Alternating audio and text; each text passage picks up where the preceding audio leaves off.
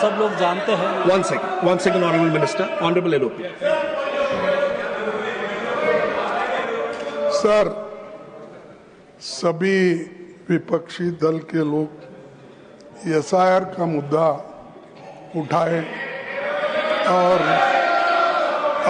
इसमें नहीं सभी उठाए और सरकार इसको रेस्पॉन्ड करे, क्योंकि इसमें दलित, आदिवासी, अल्पसंख्यक इनको बहुत से मेंबर को छोड़ा जा रहा है। मेरा एक विनंती है आपसे, जो जिससे लाखों वोट काटे जा रहे हैं, अगर पार्लियामेंट को जिंदा रखना है, लोकतंत्र को जिंदा रखना है, तो आपको इस पर चर्चा के लिए परमिशन देना चाहिए। अगर आप नहीं देते तो मैं समझूंगा कि यह कॉन्स्टिट्यूशन के खिलाफ हो और आप सब लोग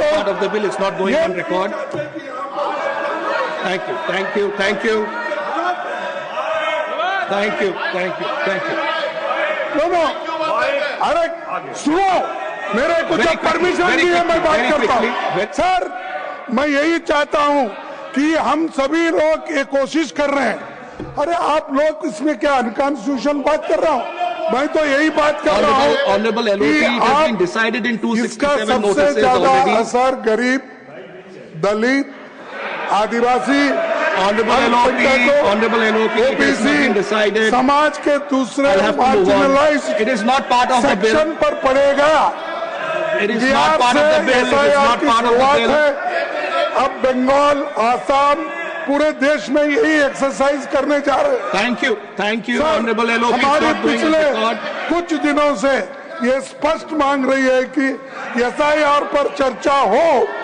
विपक्ष चाहते हैं सदन चले, सभी जरूरी मुद्दों पर चर्चा हो, लेकिन बीजेपी सरकार नहीं चाहती है। और ये नहीं, ये हमेशा वोट चोरी करके सत्ता में आए, सब चोरी की सरकार है।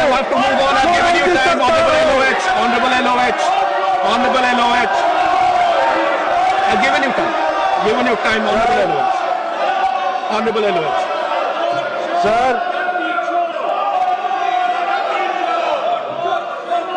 order in the house, please. Order in the house. Please sit down. Please sit down. Order in the house, please. Please, order in the house. Order in the house, please. Order in the house. If you want to leave, leave quietly. Please leave quietly. There's no point of order on the bill. Not point of order in the bill. Honorable LOH. Please, Honorable LOH.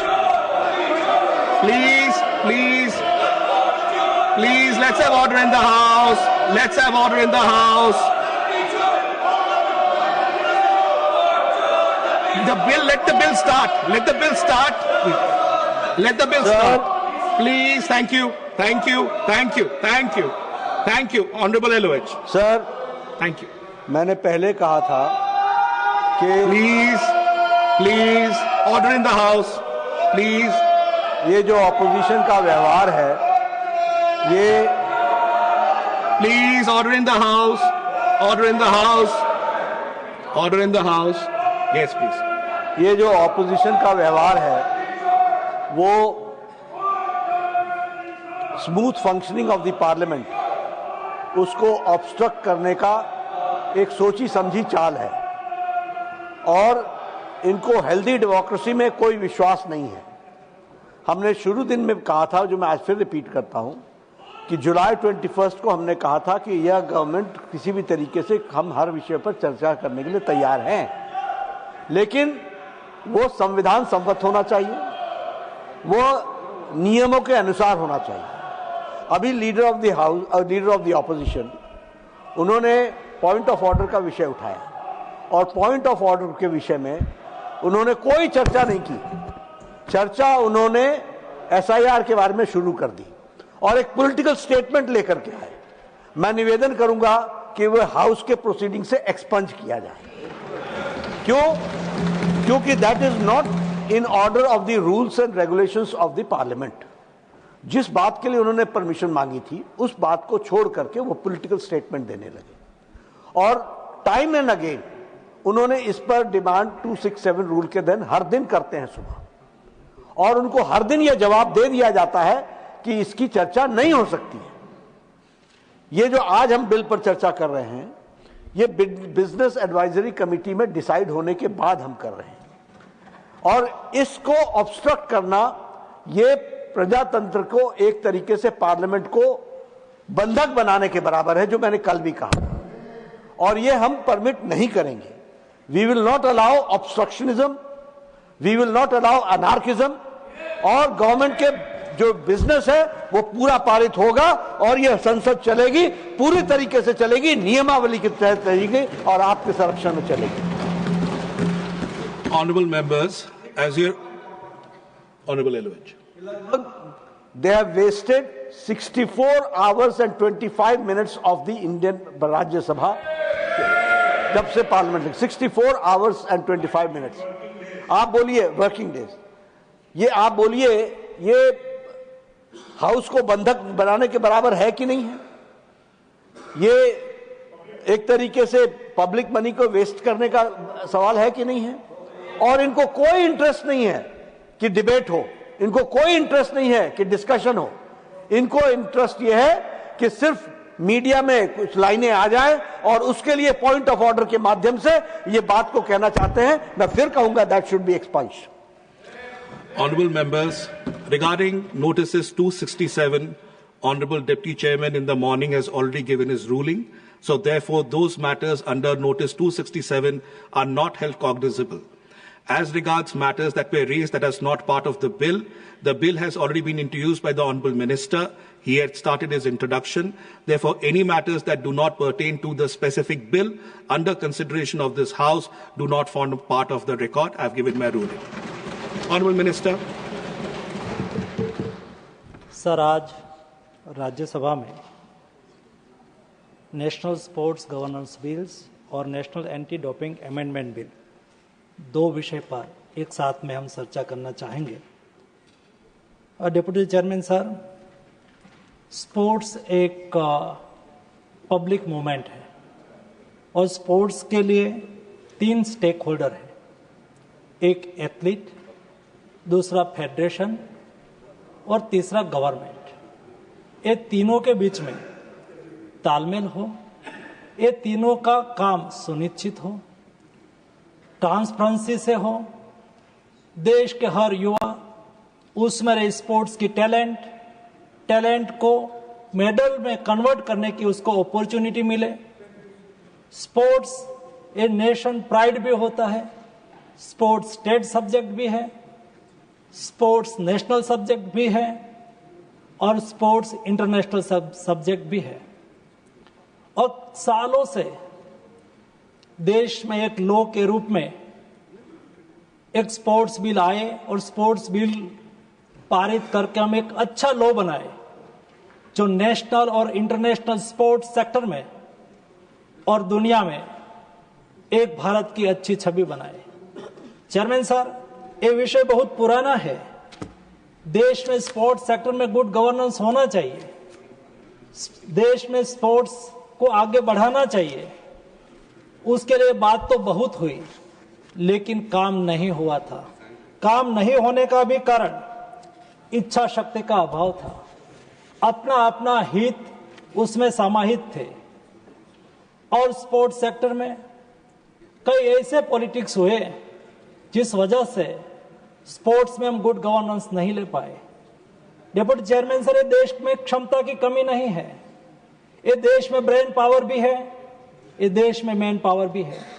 देश की 65% population below 35 है, यानी कि देश युवाओं का देश है।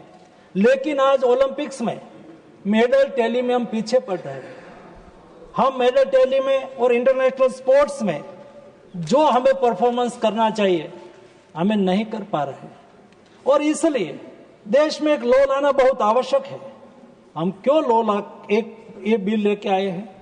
देश में फेडरेशन का इलेक्शन, फेडरेशन में एथलीट का सिलेक्शन, फेडरेशन में महिलाओं का प्रतिनिधित्व, फेडरेशन में नए लोगों को अपॉर्चुनिटी देना, ऐसे कई टाइप के विषय है, उसके लिए ट्रांसपेरेंसी होना बहुत आवश्यक है। आज मैं देखता हूं देश में 350 से अधिक कोर्ट केस है। फेडरेशन में इलेक्शन हुआ, कोर्ट में चला गया, कोर्ट ने उसमें एडमिनिस्ट्रेटर रख दिया, और जब फेडरेशन में डिस्प्यूट होता है तब एथलीट का भविष्य अनिश्चित हो जाता है, उसके पर बुरा प्रभाव होता है। ऐसे 350 से अधिक कैसे इलेक्शन होना है? इलेक्शन स्टेज पर, रिजल्ट स्टेज पर, इलेक्शन के प्रारंभिक स्टेज पर बार बार कोर्ट मैटर हो जाती है।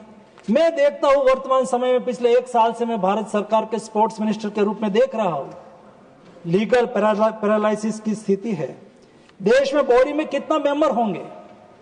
कई फेडरेशन में कई ज्यादा मेंबर हो जाता है, कई फेडरेशन में कम मेंबर होता है, और एथलीट 50% हमारी महिला है। ये महिला को प्रतिनिधित्व मिलना बहुत आवश्यक है। और कई महिला खेलती है, उसका कोई प्रश्न होता है, उसका कोई इश्यू होता है, उसको एड्रेस करने के लिए एथलीट कमीशन में महिलाओं का प्रतिनिधित्व होना बहुत आवश्यक है। ऐसी कई टाइप की सिचुएशंस आज हमारे सामने है जो हमें स्पोर्ट्स सेक्टर में आगे बढ़ाने में बाधा आ रही है। प्रधानमंत्री जी ने कहा कि हमें आने वाले 10 साल में देश को स्पोर्ट्स सेक्टर में दुनिया में 1 से 10 क्रम में लाना है। हमें जब देश आजादी का शताब्दी वर्ष मनाता हो, यानी कि देश आजादी का 100 वर्ष मनाए, हमें विकसित भारत बनना है। विकसित भारत केवल इंफ्रास्ट्रक्चर डेवलपमेंट को मोदी जी ने नहीं कहा है। मोदी जी ने कहा है कि देश सर्वांगीण क्षेत्र में उन्नति करे। स्पोर्ट्स सेक्टर में भी हम दुनिया में 1 से 5 नंबर के मेडल टैली में आना चाहते हैं। उसके लिए स्पोर्ट्स सेक्टर में गुड गवर्नेंस ये बहुत आवश्यक है। और आज दुनिया में मोदी जी ने कहा है कि हर स्थिति में हमें वर्ल्ड क्लास बनना है। हमें दुनिया में जो रूल्स रेगुलेशन है, दुनिया में जिस टाइप का गवर्नेंस है, ऐसा गवर्नेंस हमारे देश में भी होना चाहिए। आज दुनिया में 20 देशों में स्पोर्ट्स लॉ है, हमारे देश में नहीं था। मैं संसद से माननीय सदस्यगण को रिक्वेस्ट करूंगा, लोकसभा ने पारित करा है, जब राज्यसभा बिल को पारित कर देंगे तो हम 21वें कंट्री बनेंगे जिसमें स्पोर्ट्स लॉ हो और लॉ के मुताबिक हमारे देश में गुड गवर्नेंस चलता हो। माननीय अध्यक्ष महोदय, उसके लिए बात होती रही जैसे मैंने बताया, लेकिन इच्छा शक्ति का अभाव से हम उसको बिल में, लॉ में कन्वर्ट नहीं करें। सबसे पहले 1975 में ये देश में स्पोर्ट्स के लिए एक गाइडलाइन बनाई और एक गाइडलाइन के मुताबिक स्पोर्ट्स गवर्नेंस होता था। 1985 में पहली बार, 1985 में यानी कि आज से 30 साल पहले एक प्रयास हुआ, एक स्पोर्ट्स बिल का ड्राफ्ट बना, बट आगे नहीं बढ़ पाएगा। 2011 में एक स्पोर्ट्स कोड बनाया गया, वो भी कोर्ट में चैलेंज हो गए, उसके पर कोई नतीजा नहीं निकला। 2011 में उसको एक बार कोशिश करी गई कि हम स्पोर्ट्स बिल को कैबिनेट में लाए, लेकिन कैबिनेट तक नहीं पहुंच पाया था।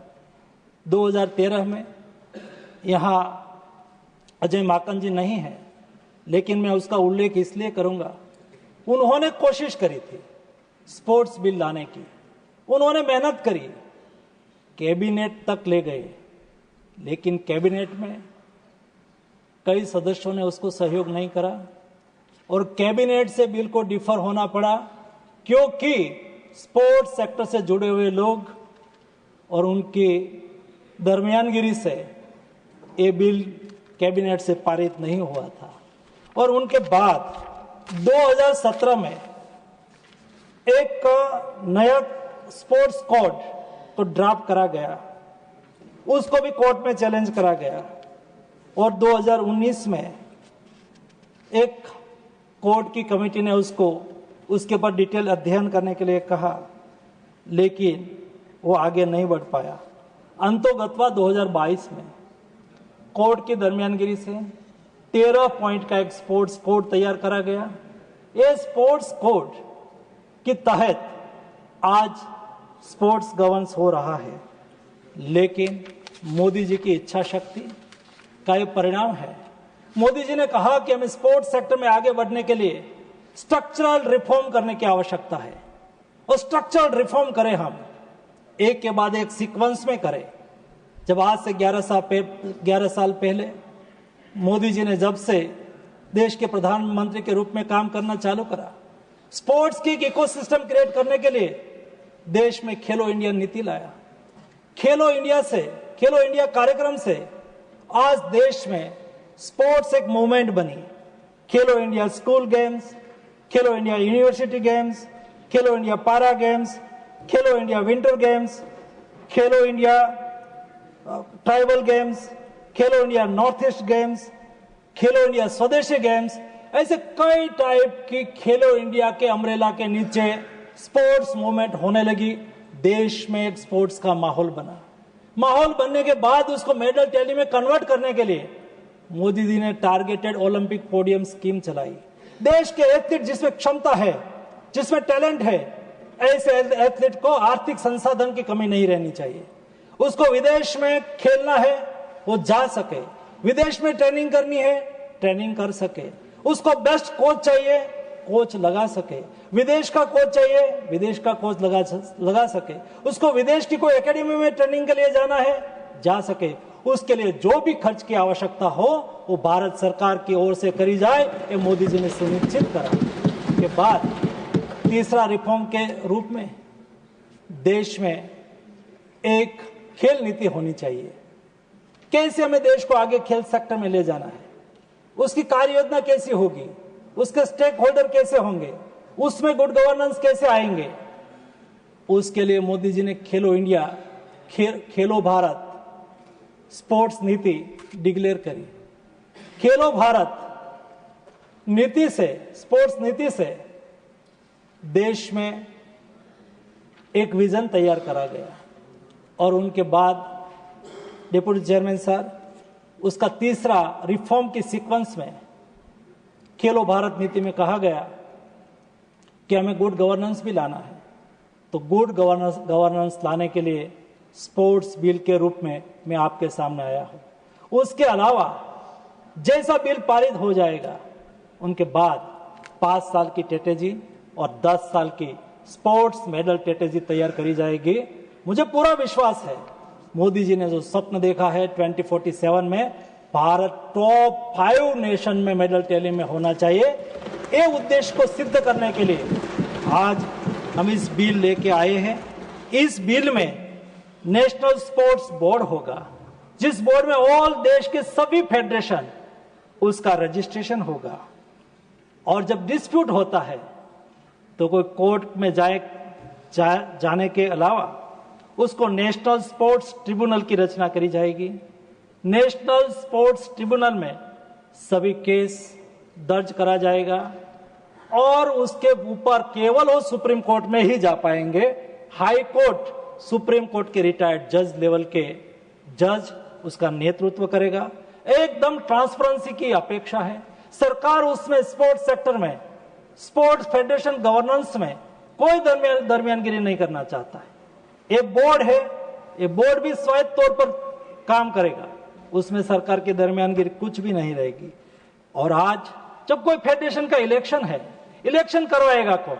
जिसको इलेक्शन का अनुभव है, जिन्होंने कभी न कभी कोई न कोई इलेक्शन कराए हैं, ऐसे लोगों को आइडेंटिफाई करके नेशनल स्पोर्ट्स इलेक्शन पैनल करी जाएगी। ये नेशनल स्पोर्ट्स इलेक्शन पैनल में से ही किसी को नॉमिनेट करके कोई भी फेडरेशन अपना पारदर्शी इलेक्शन करवा पाएगा, उसमें सरकार की कोई दरमियानगिरी नहीं रहेगी। इलेक्शन कमीशन ही ये सारी व्यवस्था, इलेक्शन कमीशन के तर्ज पर ये नेशनल स्पोर्ट्स इलेक्शन पैनल रहेगी। उसके अलावा आज सभी फेडरेशन में अलग अलग सभ्य संख्या है। कोई फेडरेशन में उसका बोर्ड 15 लोगों का होता है, 17 लोगों का होता है, 25 लोगों का होता है, कोई लिमिटेशन नहीं। हमने ये बिल में प्रावधान करा है कि स्पोर्ट्स की बॉडी, गवर्निंग बॉडी की संख्या 15 की ही रहेगी या तो 15 से कम रहेगी। और उसके अलावा सेप्स, उसके अलावा स्पोर्ट्स में एथिक कमीशन में महिला का प्रतिनिधित्व रहेगा, एथलीट का प्रतिनिधित्व रहेगा। फेडरेशन में भी 2 गवर्निंग बोर्ड में 2 एथलीट रहेंगे, मिनिमम 4 महिला इस बोर्ड में रहेगी, ताकि महिलाओं का भी इस बोर्ड में प्रतिनिधित्व हो। एकदम पारदर्शिता के साथ देश के सभी एथलीट को जस्टिस मिले, अपनी क्षमता के आधार पर परफॉर्मेंस करने की अपॉर्चुनिटी मिले, गुड गवर्नेंस हो, सरकार सपोर्टिव रोल में रहे, ओलंपिक चार्टर का पालन हो, अच्छी तरह से गुड गवर्नेंस हो और देश स्पोर्ट्स सेक्टर में आगे बढ़े, उस उद्देश्य के साथ ये बिल लाया गया है। और उसके अलावा यह national anti doping amendment bill है। हम नेशनल डोपिंग अमेंडमेंट बिल वाडा कोड को अलाइन करने के लिए लाए हैं। उसमें ट्रांसपेरेंसी हो, नाडा को स्वायत्ता मिले, उसमें कोई इंटरेस्ट ऑफ कॉन्फ्लिक्ट ना हो और देश में डोपिंग के खिलाफ हम मूवमेंट अच्छी तरह से कर सके, इस उद्देश्य को सिद्ध करने के लिए national anti doping amendment bill भी उसके साथ लाए हैं। दोनों बिल पर माननीय सदस्यगण विचार करें और पारित करें, यही अपेक्षा। धन्यवाद। Thank you. Motions moved. The National Sports Governance Bill 2025 and the National Anti-Doping Amendment Bill 2025 are now open for combined discussion.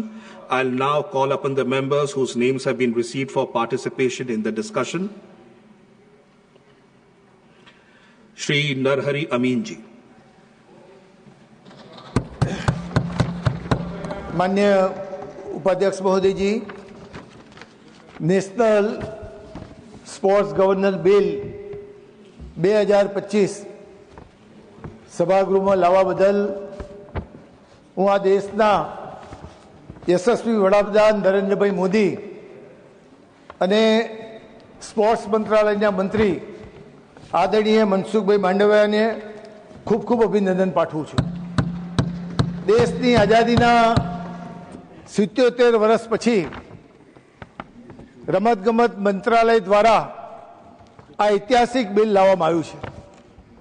આપણે સૌ જાણીએ છીએ કે ભારત દેશની વસ્તી 140 કરોડ કરતાં પણ વધારે વસ્તી છે અને વિશ્વમાં એકમાત્ર ભારત દેશ એવો છે કે જેમાં 65% કરતાં વધારે 35 વર્ષ કરતાં ઓછી ઉંમરના યુવાનો આ દેશમાં કામ કરી રહ્યા છે અને દેશનું સંચાલન કરી રહ્યા છે।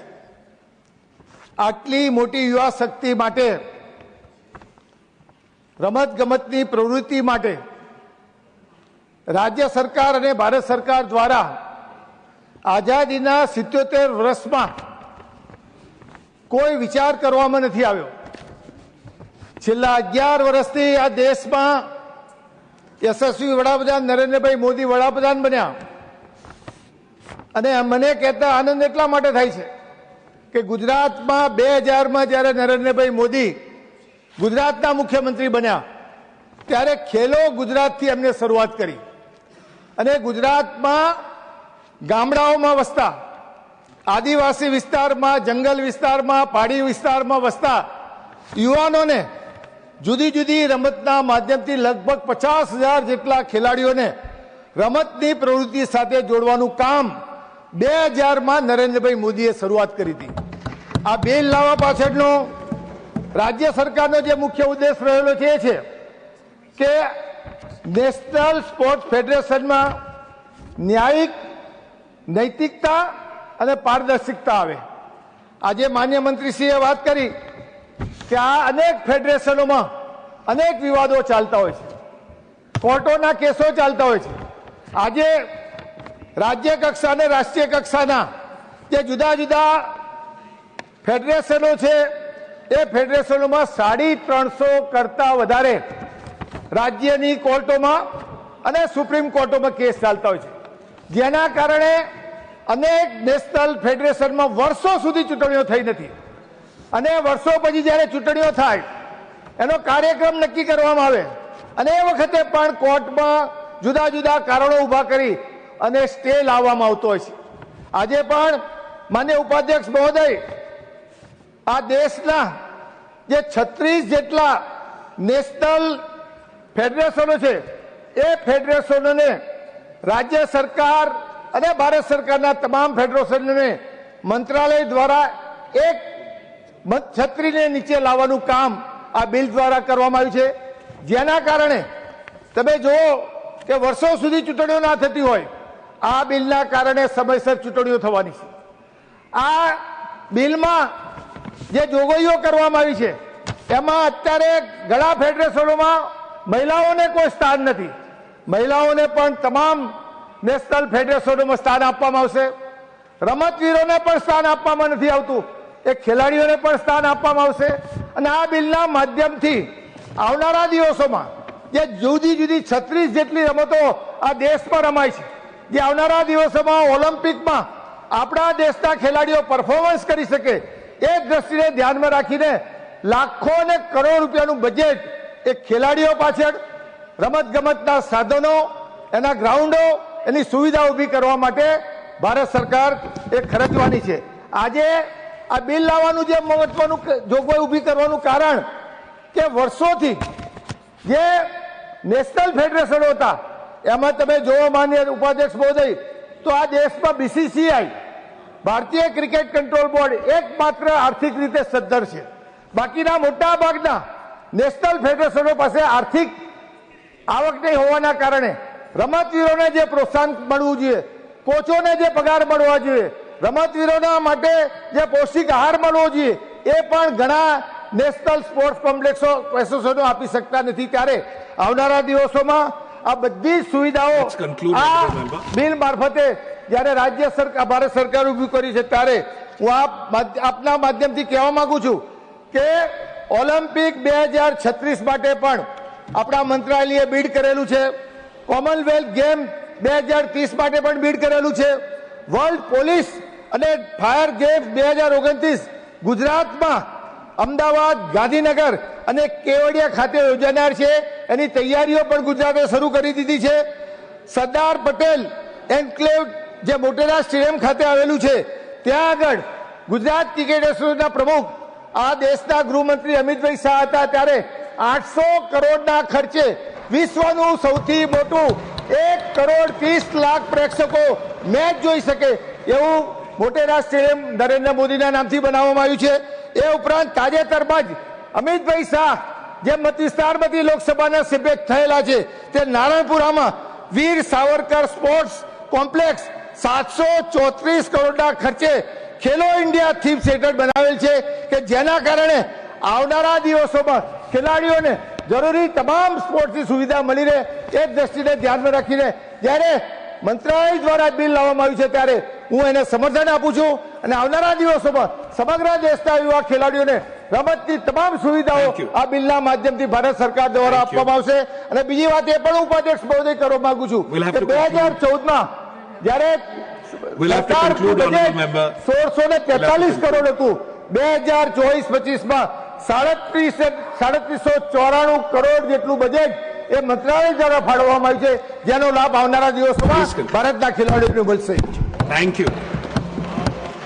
Shri R. Girirajanji, not present. Shri Ayodhya Ramireddy Allaji. Vice Chairman, sir. The National Sports Governance Bill 2025 and the National Anti-Doping Amendment Bill 2025 represent a good start in much-needed reforms for our hard-working sportsmen and athletes. If implemented in true spirit, these two bills can bring in an era defined by transparency, inclusion, and fair play. Firstly, the National Sports Governance Bill 2025. This bill acknowledges what we have to achieve to be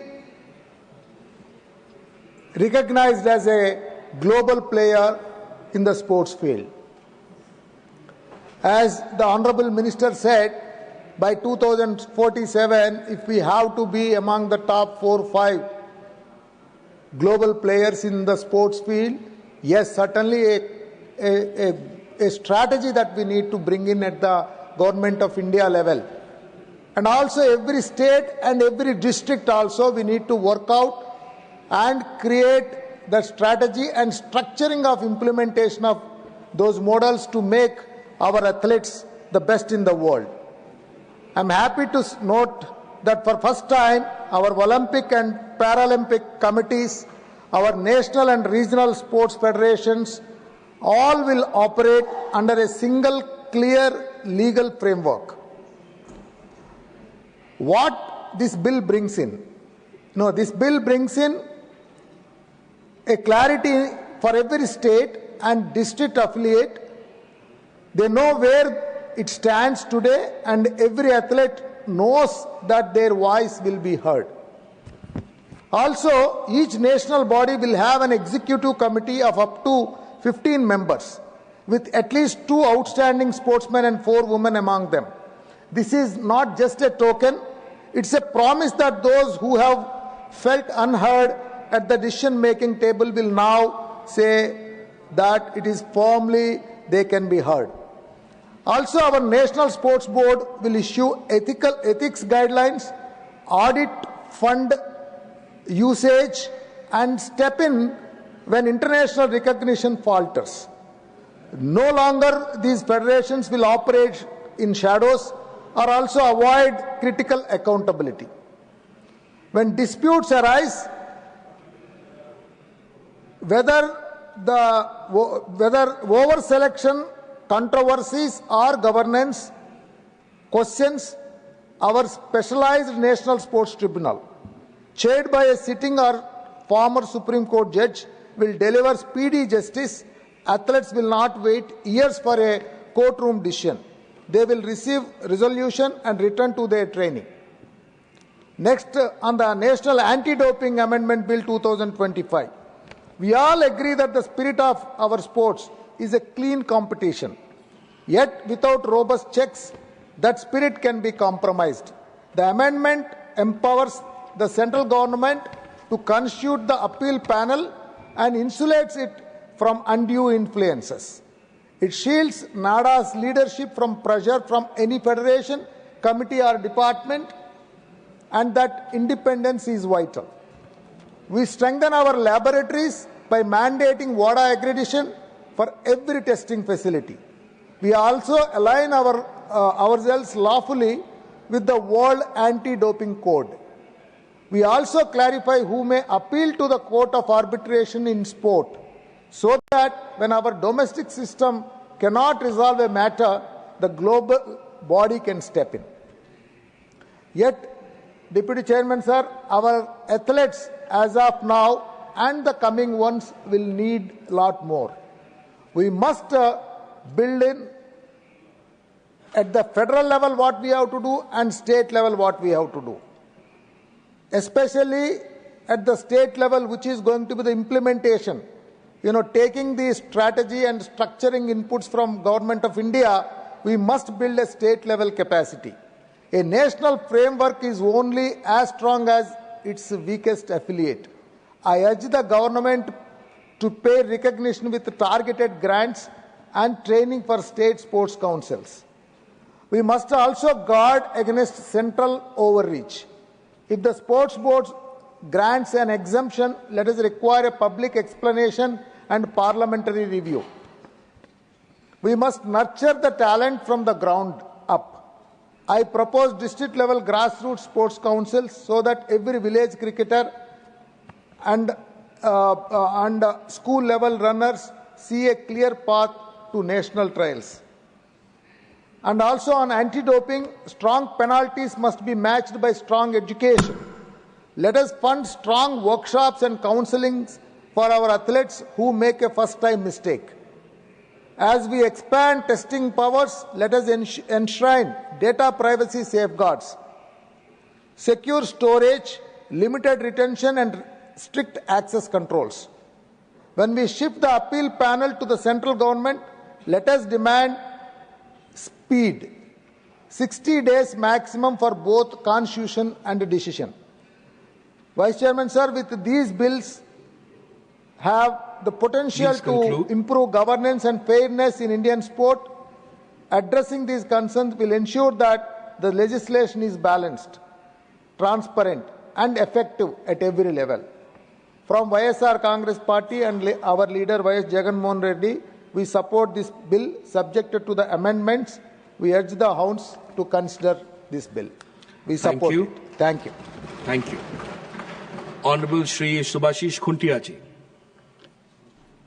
जय जगन्नाथ।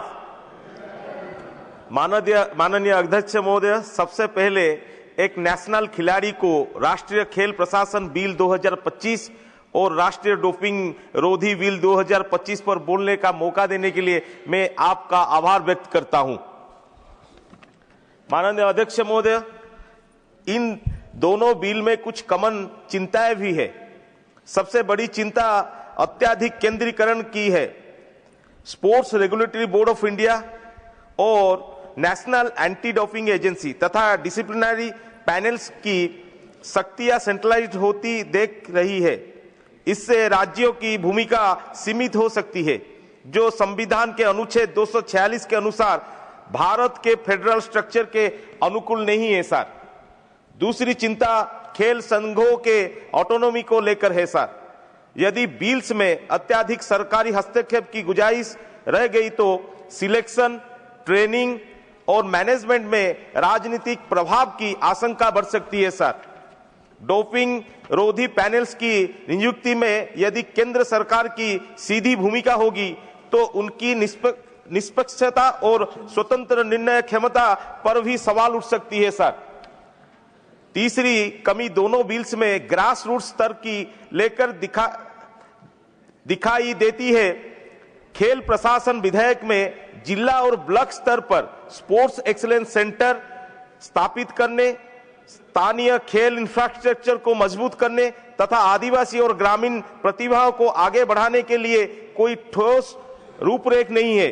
साथ ही आजकल बढ़ते जुआ और सट्टेबाजी का सीधा असर खिलाड़ियों पर पड़ रहा है, जो कई बार डोपिंग जैसे गलत रास्ते की ओर धकेल देते हैं।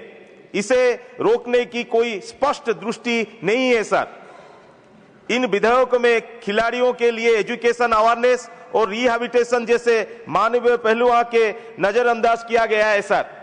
माननीय अध्यक्ष महोदय, मैं इस अवसर पर उड़ीसा के उदाहरण को सामने लेना चाहूंगा, जहां हमारे प्रिय नेता और पूर्व मुख्यमंत्री श्री नवीन पटनायक जी के नेतृत्व में खेलों को लेकर एक एग्जाम्पलरी मॉडल तैयार किया गया।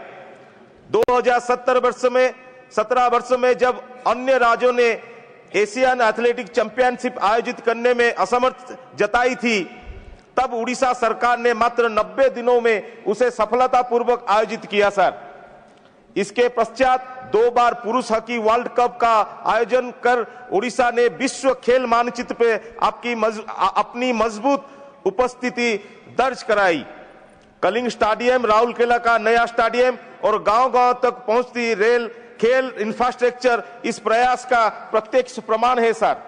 उड़ीसा मंडल यह दर्शाता है कि जब राज्य सरकार को खेल नीति और आयोजन में ऑटोनॉमी मिलती है तो वह न केवल नेशनल बल्कि इंटरनेशनल स्तर पर भी एक्सीलेंस दिखा सकती है सर। इसीलिए यह जरूरी है कि इन बिल्स में राज्य सरकार को बराबर की साझेदार के रूप में मान्यता दी जाए सर। पुरी के समुद्र तट पर स्थित श्री जगन्नाथ स्टेडियम भी खेल विकास का महत्वपूर्ण केंद्र बन सकता है सर, जहां रणजी ट्रॉफी जैसे क्रिकेट आयोजन करने हेतु केंद्र सरकार को बीसीसीआई से समन्वय करना चाहिए सर। साथ ही पुरी की पारंपरिक मल्ल युद्ध रेसलिंग परंपरा को यही आधुनिक खेल ढांचे के साथ विकसित किया जाए, क्योंकि हाल ही में इसका हॉस्टल कटक ट्रांसफर कर दिया है और खिलाड़ियों की स्थानीय पहुंच प्रभावित हो रही है सर। इस तरह नेशनल एंटी डोपिंग एजेंसी में टेस्टिंग लैब्स के अंतर्गत राज्यों में टेस्टिंग लैब, अवेयरनेस ड्राइव्स और रिहैबिलिटेशन प्रोग्राम्स का विस्तार जरूरी है सर। मेरी यह सिफारिश रहेगी कि इन दोनों बिल्स के नियंत्रण नहीं बल्कि सशक्तिकरण के दृष्टिकोण से लागू किया जाए सर। खेल का उद्देश्य केवल पदक जीतना नहीं बल्कि एक ऐसा समाज बनना है जहां हर बच्चे को खेलने का अवसर मिले, हर खिलाड़ी को सम्मान और हर नागरिक को गर्व अनुभव हो। जय जगन्नाथ, वंदे उत्कल जननी sir. Thank you. Shri Praful Patel ji. Thank you, Vice Chairman sir. We are discussing the National Sports Governance Bill, and I compliment the Minister for having brought this bill to both the houses for passage, because this is a very long-standing legislation which was required. I've been part of the sports ecosystem. I've been the president of the All India Football Federation. I've also represented India as a senior vice president at the Asian Football Confederation, and also had the privilege of being the first Indian to be on the FIFA governing council. So as a person having been in sports administration at the national and the international level, I do have some first-hand knowledge, and I can fully appreciate the sentiments and the views expressed by the Minister and why the necessity of bringing this National Sports Governance Bill. Sir, the Minister mentioned rightly, in 2013 a genuine effort was made, and it's been going on much before that, since 1985, 40 years. We've had a sports code, but it's been a very loose code, it's been a very informal code, and it's never really stood any legal scrutiny. And that is why there was a need for a comprehensive legislation.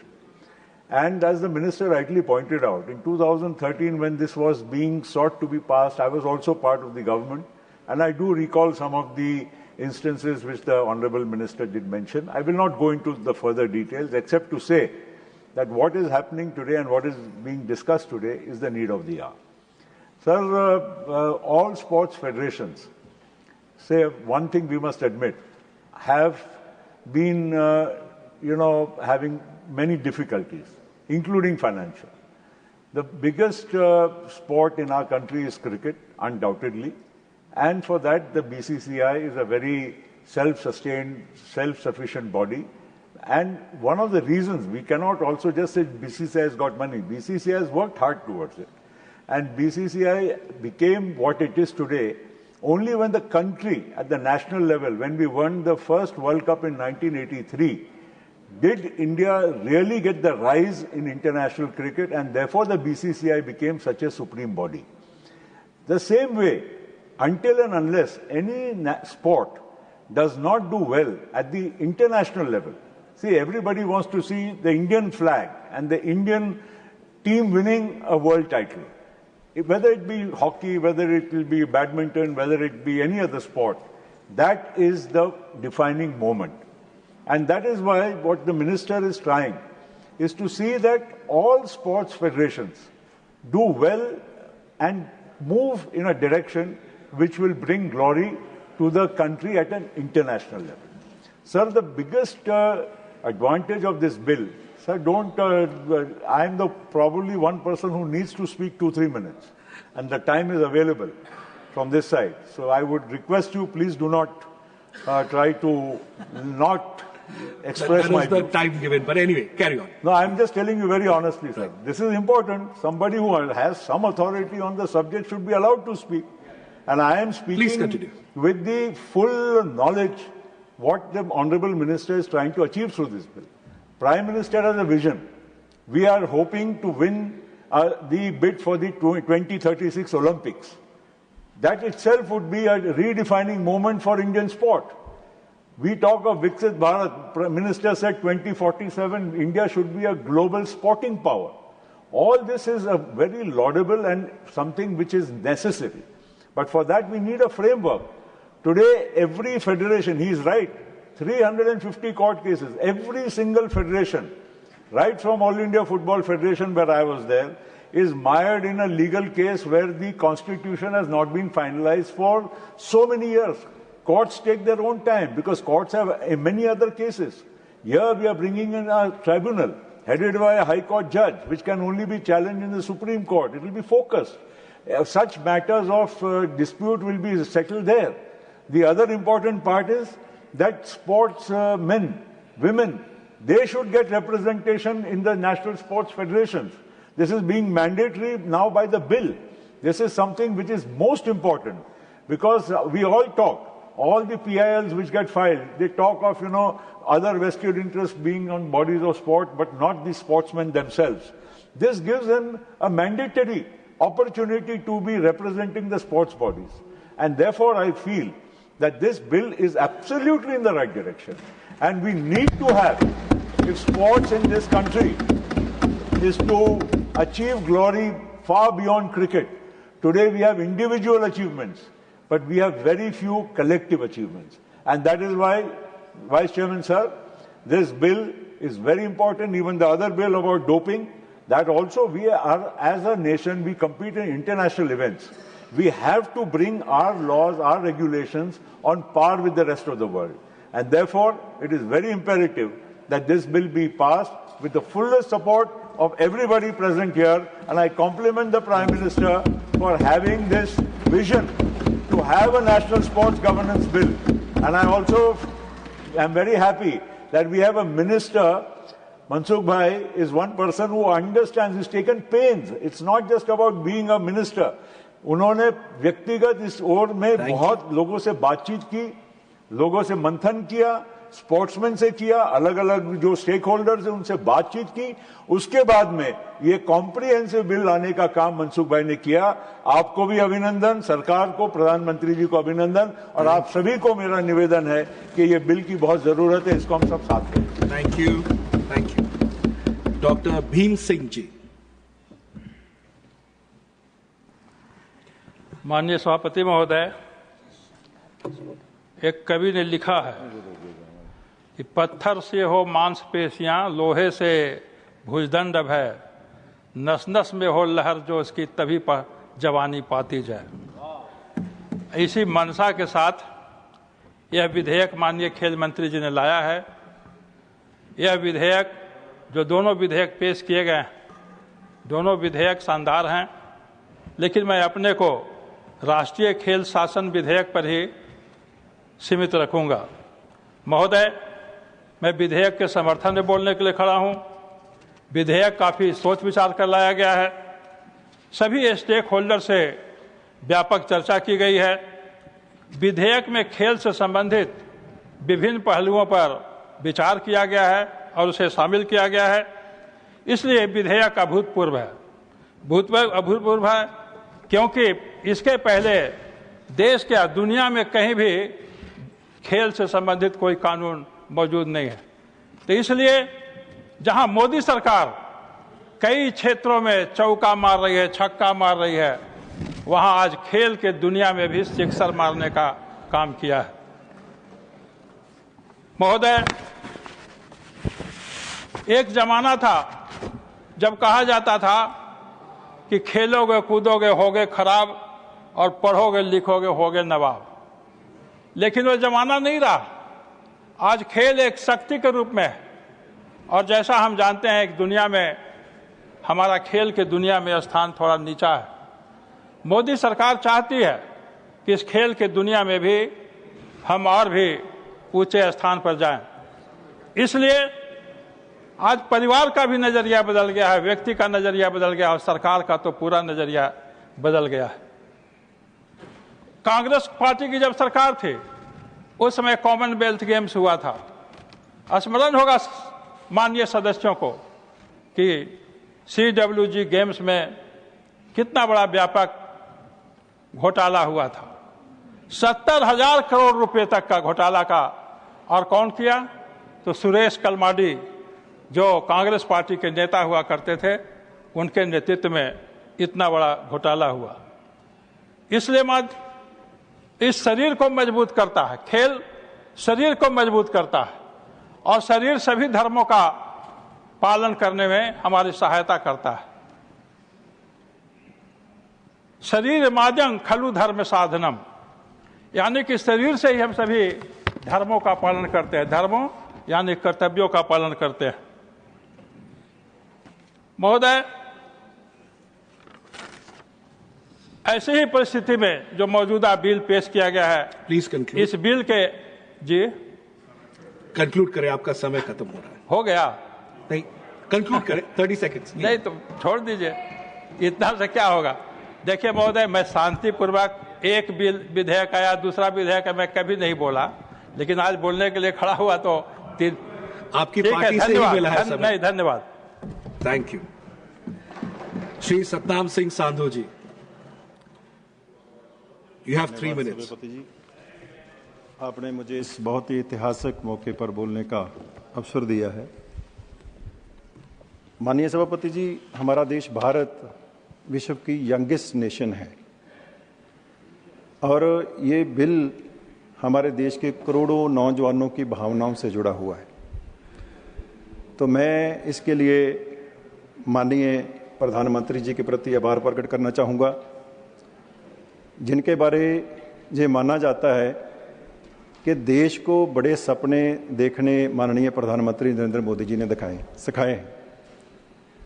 और जब हम इस bill के माध्यम से प्रधानमंत्री जी के vision को समझने की कोशिश कर रहे थे, जब माननीय मंत्री महोदय इसके बारे विस्तार में बता रहे थे, तो 3 बड़े सपने आदरणीय प्रधानमंत्री जी ने हमारी नेशन के लिए हमारे सामने रखे हैं।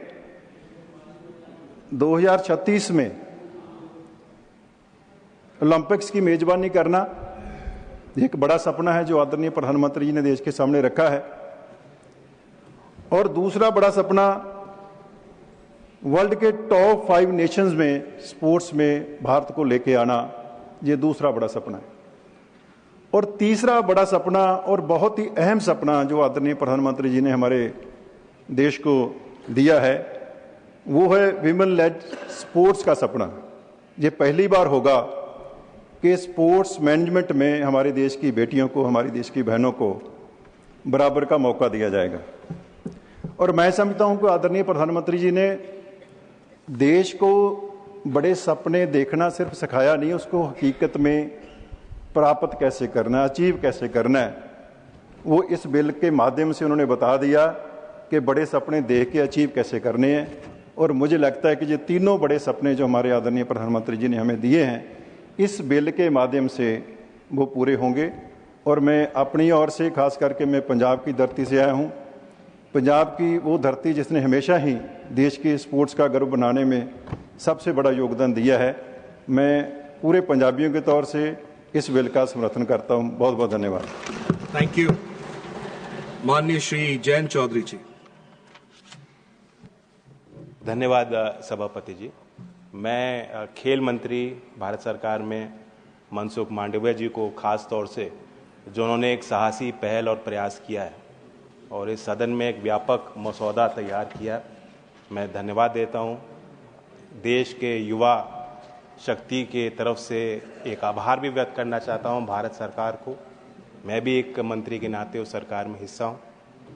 ये इस सदन में हमने देखा है कई बार कानूनी सुधार के दृष्टि से जो पुराने कानून हैं उसमें हम संशोधन लाते हैं, लेकिन ये कोई पीसमील चेंज या परिवर्तन नहीं है।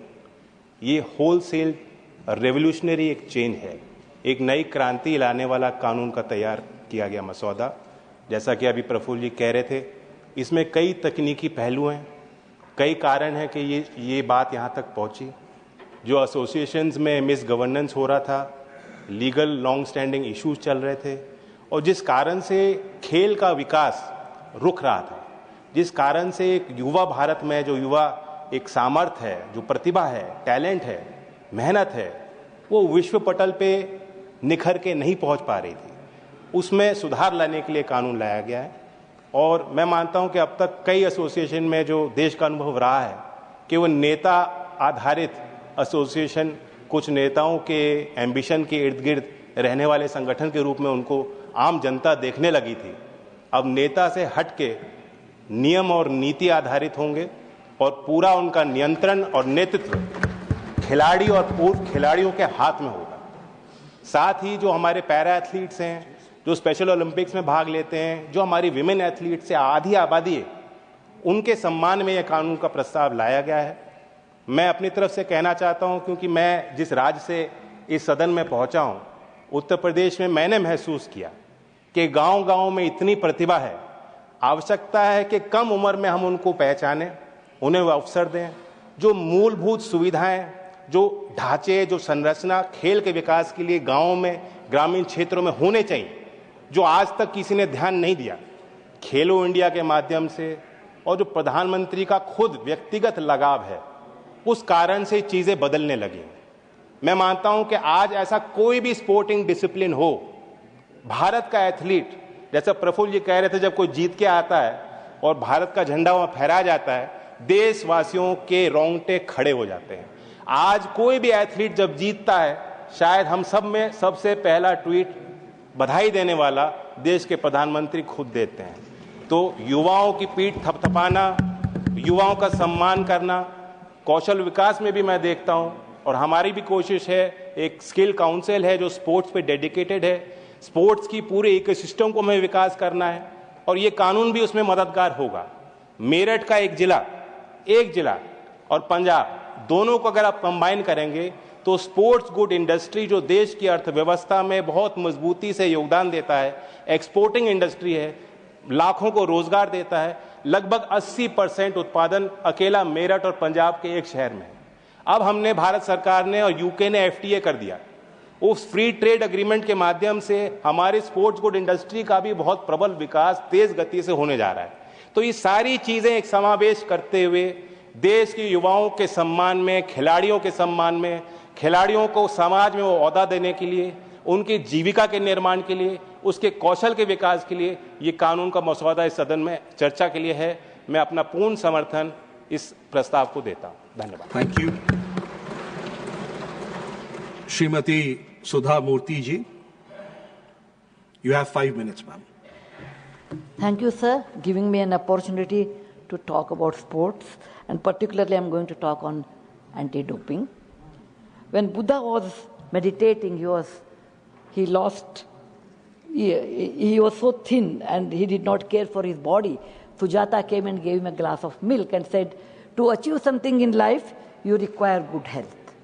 And Buddha drank that. Later Siddhartha became Gautama Buddha, and today he represents peace everywhere in the world. He's a global leader in terms of the peace, etc. But the main reason was Sujata, who told him, Sharira Madhyam Khalu Dharma Sadhanam. Body is the mediator, or it's through my body we can do many better things, and we have to look after the body and good health.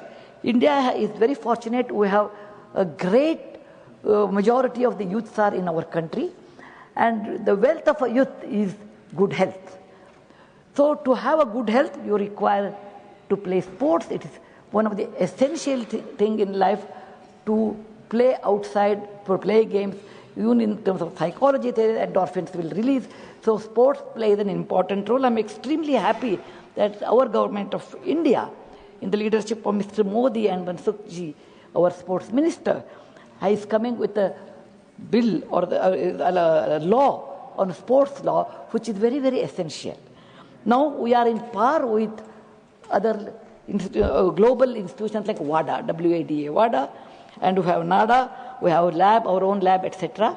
But this amendment will bring us removing the erroneous part or the less part and making us internationally, globally competitive. I just want to touch one portion in this, that in villages, in rural areas, there is a lot of people, particularly children, who are very good at sports with no connection to the high level or international or even a national level game kind of a facility. Apart from that, they will not even know what is doping, which is my subject today. They won't understand what is doping, what is non-doping. There are many food items they may consume without knowing intentionally or unintentionally, which may result in doping. And once the person is found out he is doped or she is doped, then you know the consequences. They will be barred from many months or years, depending on that. Athletes, they will not know this.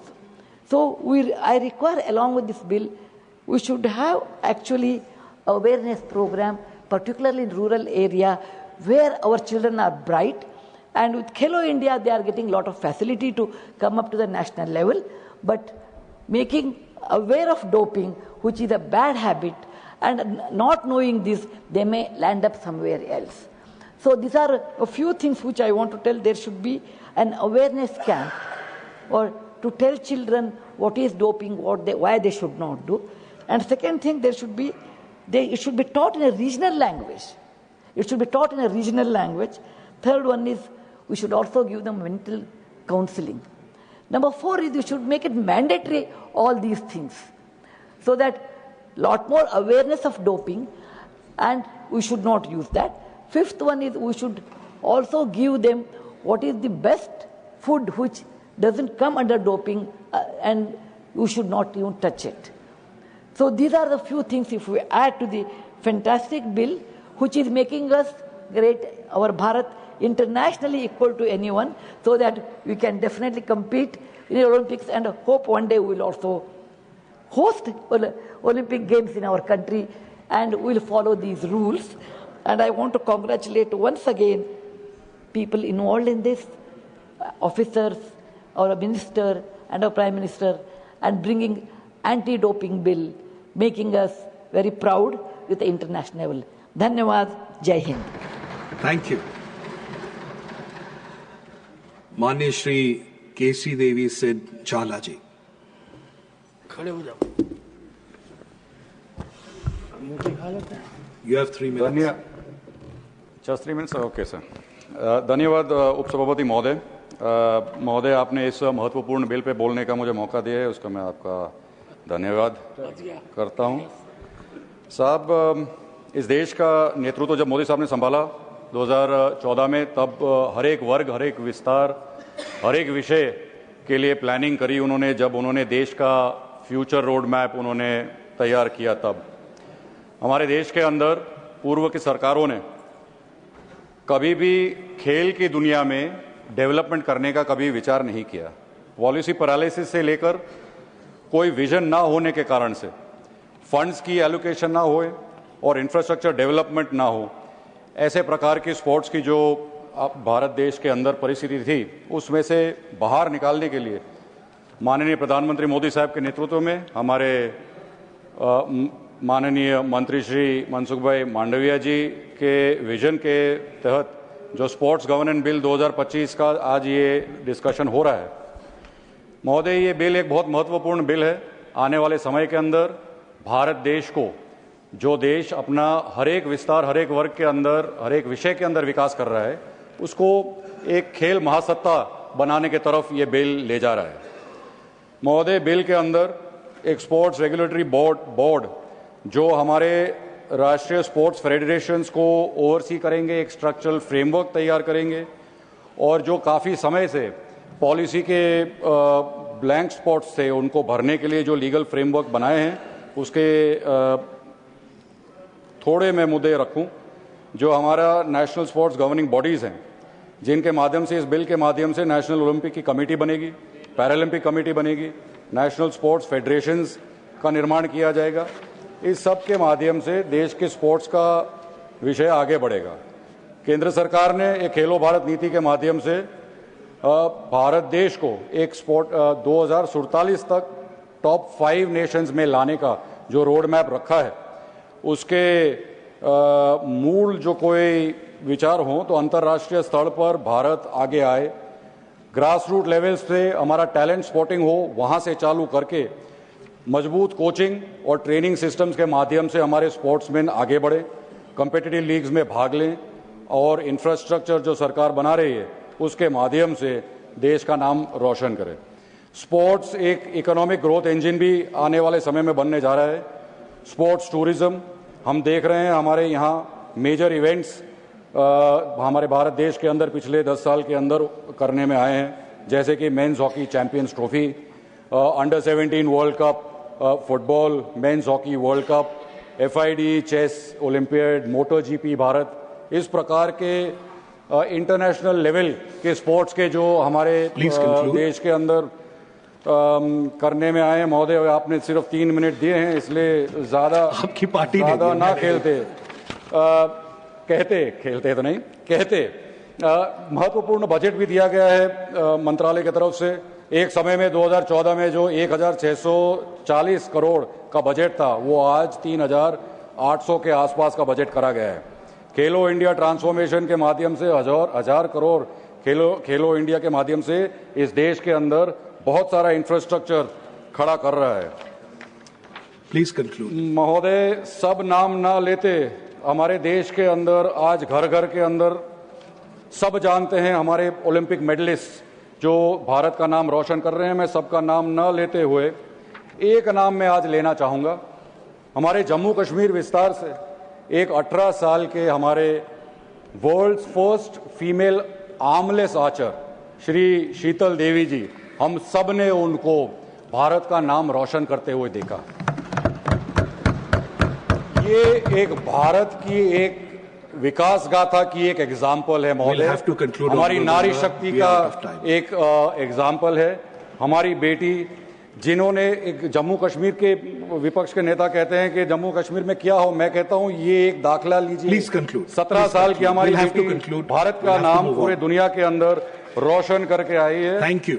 इस प्रकार का काम आगे बढ़ता रहे और भारत एक विश्व खेल में महासत्ता बने, उस प्रकार का जब माहौल खड़ा हो रहा है, तो मैं सिर्फ इतना कहूंगा कि आदरणीय प्रधानमंत्री मोदी साहब का जो विजन है विकसित भारत 2047 का, उसमें सब विभाग का विकास होना चाहिए। खेल एक महत्वपूर्ण विषय है। इस बिल के माध्यम से भारत एक खेल का महासत्ता बनेगा और इस बिल का मैं समर्थन करते हुए मेरी बात को शॉर्ट में खत्म करता हूं। धन्यवाद। Thank you.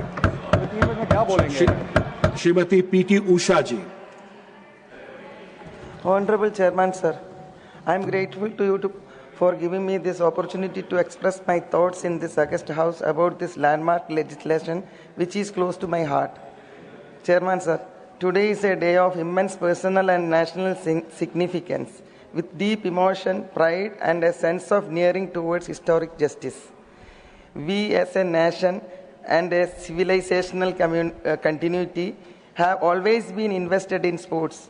As our Prime Minister Narendra Modi ji had mentioned in his speech during 141st IOC session in Mumbai, that, I quote, "We Indians are not only sport lovers, but we live our lives in sports, and the evidence of sporting history in archaeological remains, including one site where the remains of 10,000-seater stadium were found, signifies that this was not just India's heritage, but that of the entire world." We, the Bharatiya, are hence the holders of historic and civilizational legacy in sports. Not just to ourselves, but to the world. Our past is evidence of our greater role in sports.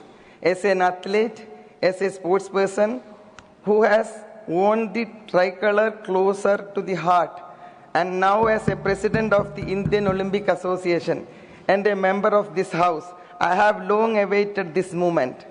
A movement that has remained a dream since 1985. Let me take you back to 1984. It was Los Angeles Olympics. I was just 20-year old when I missed an Olympic bronze medal in 400-meter hurdles by 1/100th of a second. That day, my heart broke, not just for myself, but for an entire generation of Indian athletes who had the strength, the will, the courage, but not the system, not the apparatus to handhold us efficiently through our journey. There was no comprehensive sports law to support the dreams we carried in our hearts. No institutional mechanism to protect the athletes, to promote transparency, or to ensure fair play in governance. Since then, 4 decades have passed, with nothing much changing in terms of addressing the stagnant status quo. For 40 years, many of us in this sporting fraternity have hoped, prayed, and worked tirelessly for promulgating the legislation that would place the athlete at the very center of India's sporting ecosystem that is rightful, natural, and justified. Today, the hope has transformed the action and legislation.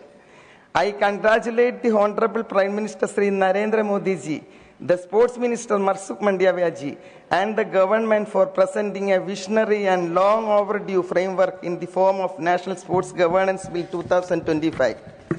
This will usher in accountability, transparency, gender parity, and a merit-based approach in how sports federations function in our country. It will empower athletes, make governance athletic-centric, and build confidence among sponsors, federations, and international partners. This bill is not beyond governance. It is about justice and fair play. It is about ensuring that every young girl from village in Kerala or a boy from mountains of Himachal dreaming of participating in the Olympics will have a system that believes in them, encouraging and supporting them as much as they believe in themselves. Honorable Chairman, sir, this legislation comes at the time when India is dreaming big, dreaming Olympic, dreaming for its rightful share in the global sporting fraternity. Under the visionary leadership of Honorable Prime Minister Sri Narendra Modi ji, India has set its sightful one hosting in 2036 Olympics. In 1 more minute. Please. I would again quote the Honorable Prime Minister that I quote, sport is not a medium of winning medals, but it is a medium to win people to heart.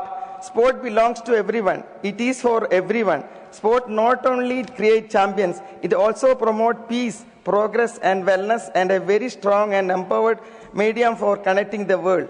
For Bharat, this is not just a bid. It is a declaration of her capabilities and a clarion call for diplomacy through sports. Our Olympic bid is also an emphatic declaration that Bharat is ready, capable, and determined to take its rightful place on the global sporting stage. This bill is a critical pillar of that grand vision. Without robust governance and well laid out statutes, the dream of hosting the Olympics and emerging as global sporting powerhouse would remain incomplete. It is this government commitment to the Vikasit Bharat, a developed India, that truly reflects in this legislation. Let us not see this only as a legal framework. Let us see this as a moral promise, a promise that athletes will no longer be let down by the opaque system or internal politics. That talent will be celebrated, not sidelined. That India will not just participate but compete, win, and lead. Honourable Member. One more.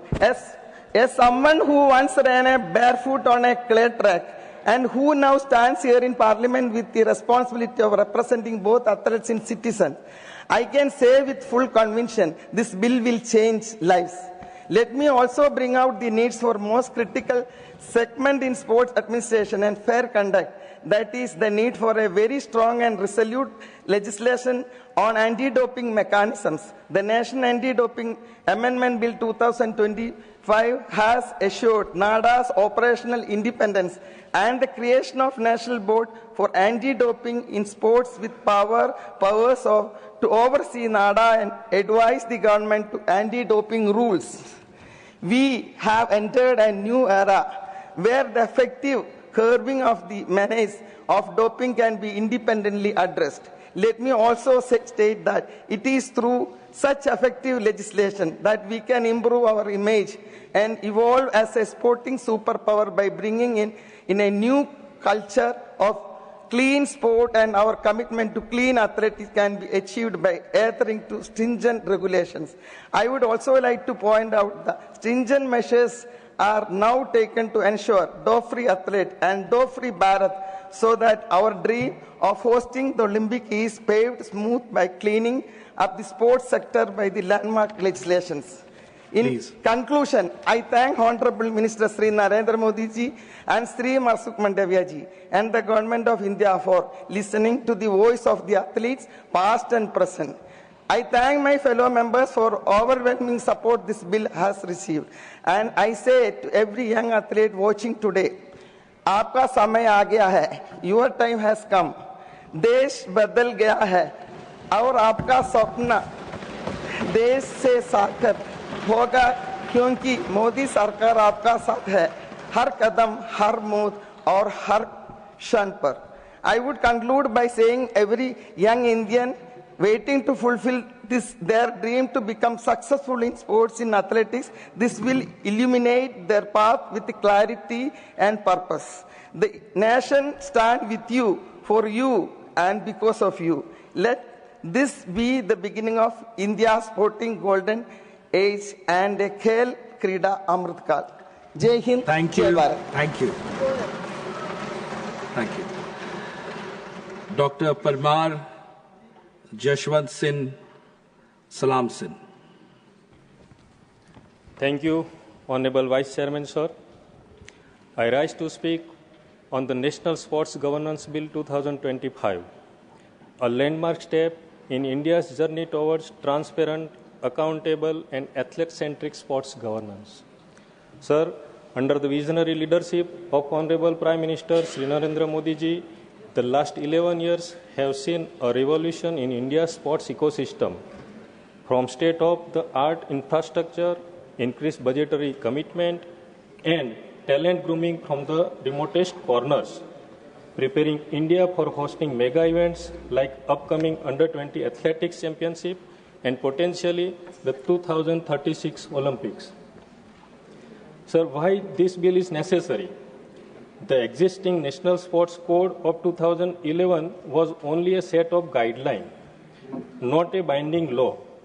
Many national sports federations ignored these mandates, delaying elections, excluding sports persons from decision-making, and failing to submit audited accounts. This opened the door to political interference and financial opacity. Sir, we must not forget the painful lessons of the past. In 2012, under the Congress-led government, the Indian Olympic Association was suspended by the International Olympic Committee for violating the Olympic Charter. Indian athletes had to compete under a neutral flag, a moment of deep shame for the nation. Scandals like the 2010 Commonwealth Games further tarnished our global reputation. Sir, the salient features of the bill creates a National Sports Board to oversee governance of all recognized sports bodies, including the BCCI for the first time, ensuring uniformity, transparency, and accountability. It empowers the board to suspend or derecognize anybody that fails to publish audited accounts, misuse public funds, or neglect timely elections. Importantly, Section 115(2) designates recognized sports organizations as a public authorities under the RTI Act 2005, enabling citizens to hold them accountable.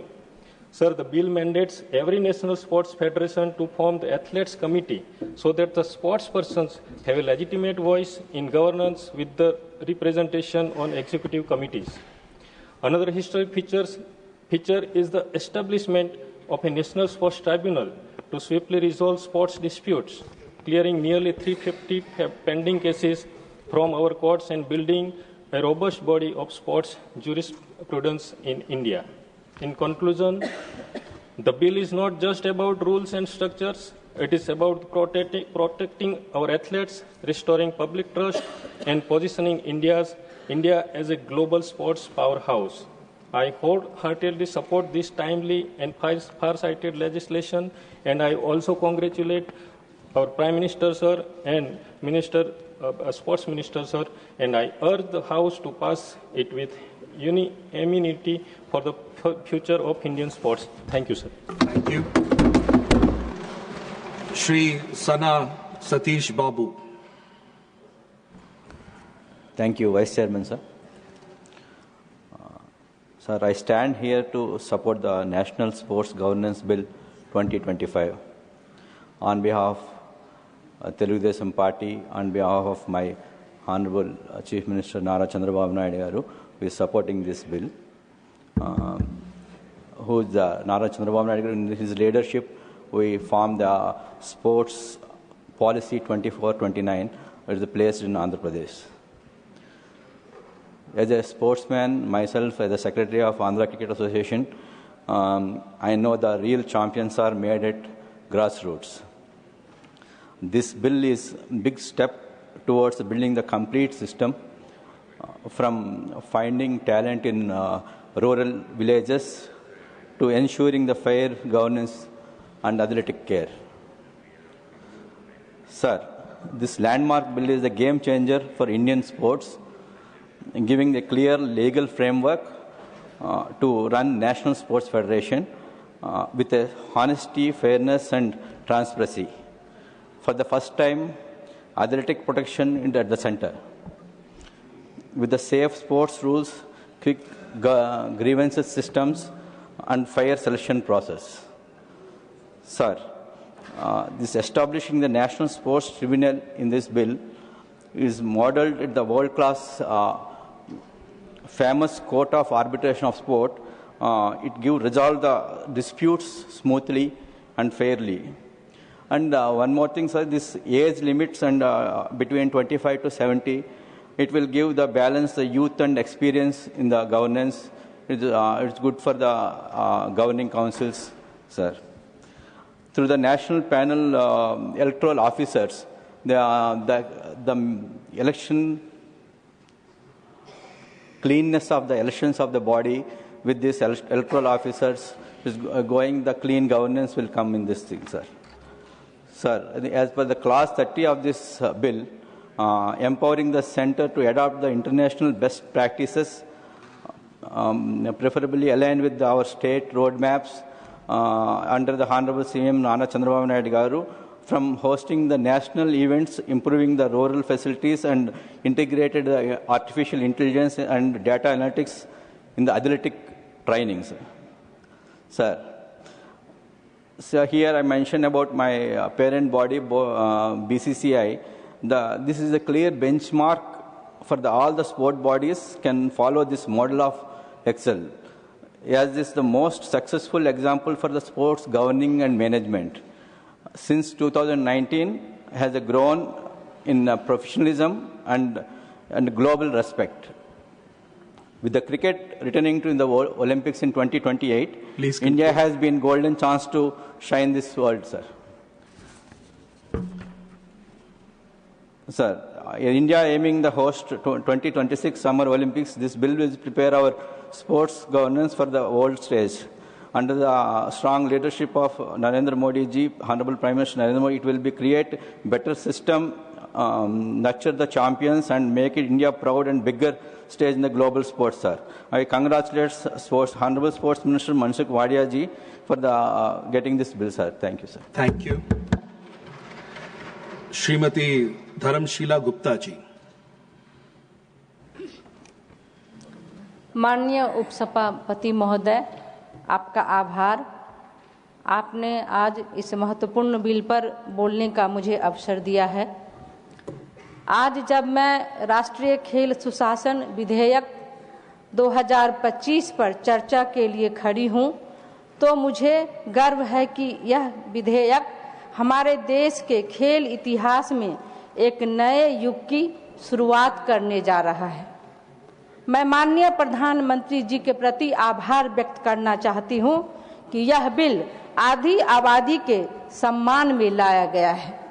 मैं माननीय खेल मंत्री आदरणीय मनसुख मांडविया जी के प्रति भी आभार व्यक्त करना चाहती हूं कि उनके प्रयास से यह बिल लाया गया है और उन्होंने अपने संबोधन में कहा है कि स्पोर्ट्स नेशन कमीशन में 4 महिला प्रतिनिधि भी रहेंगी।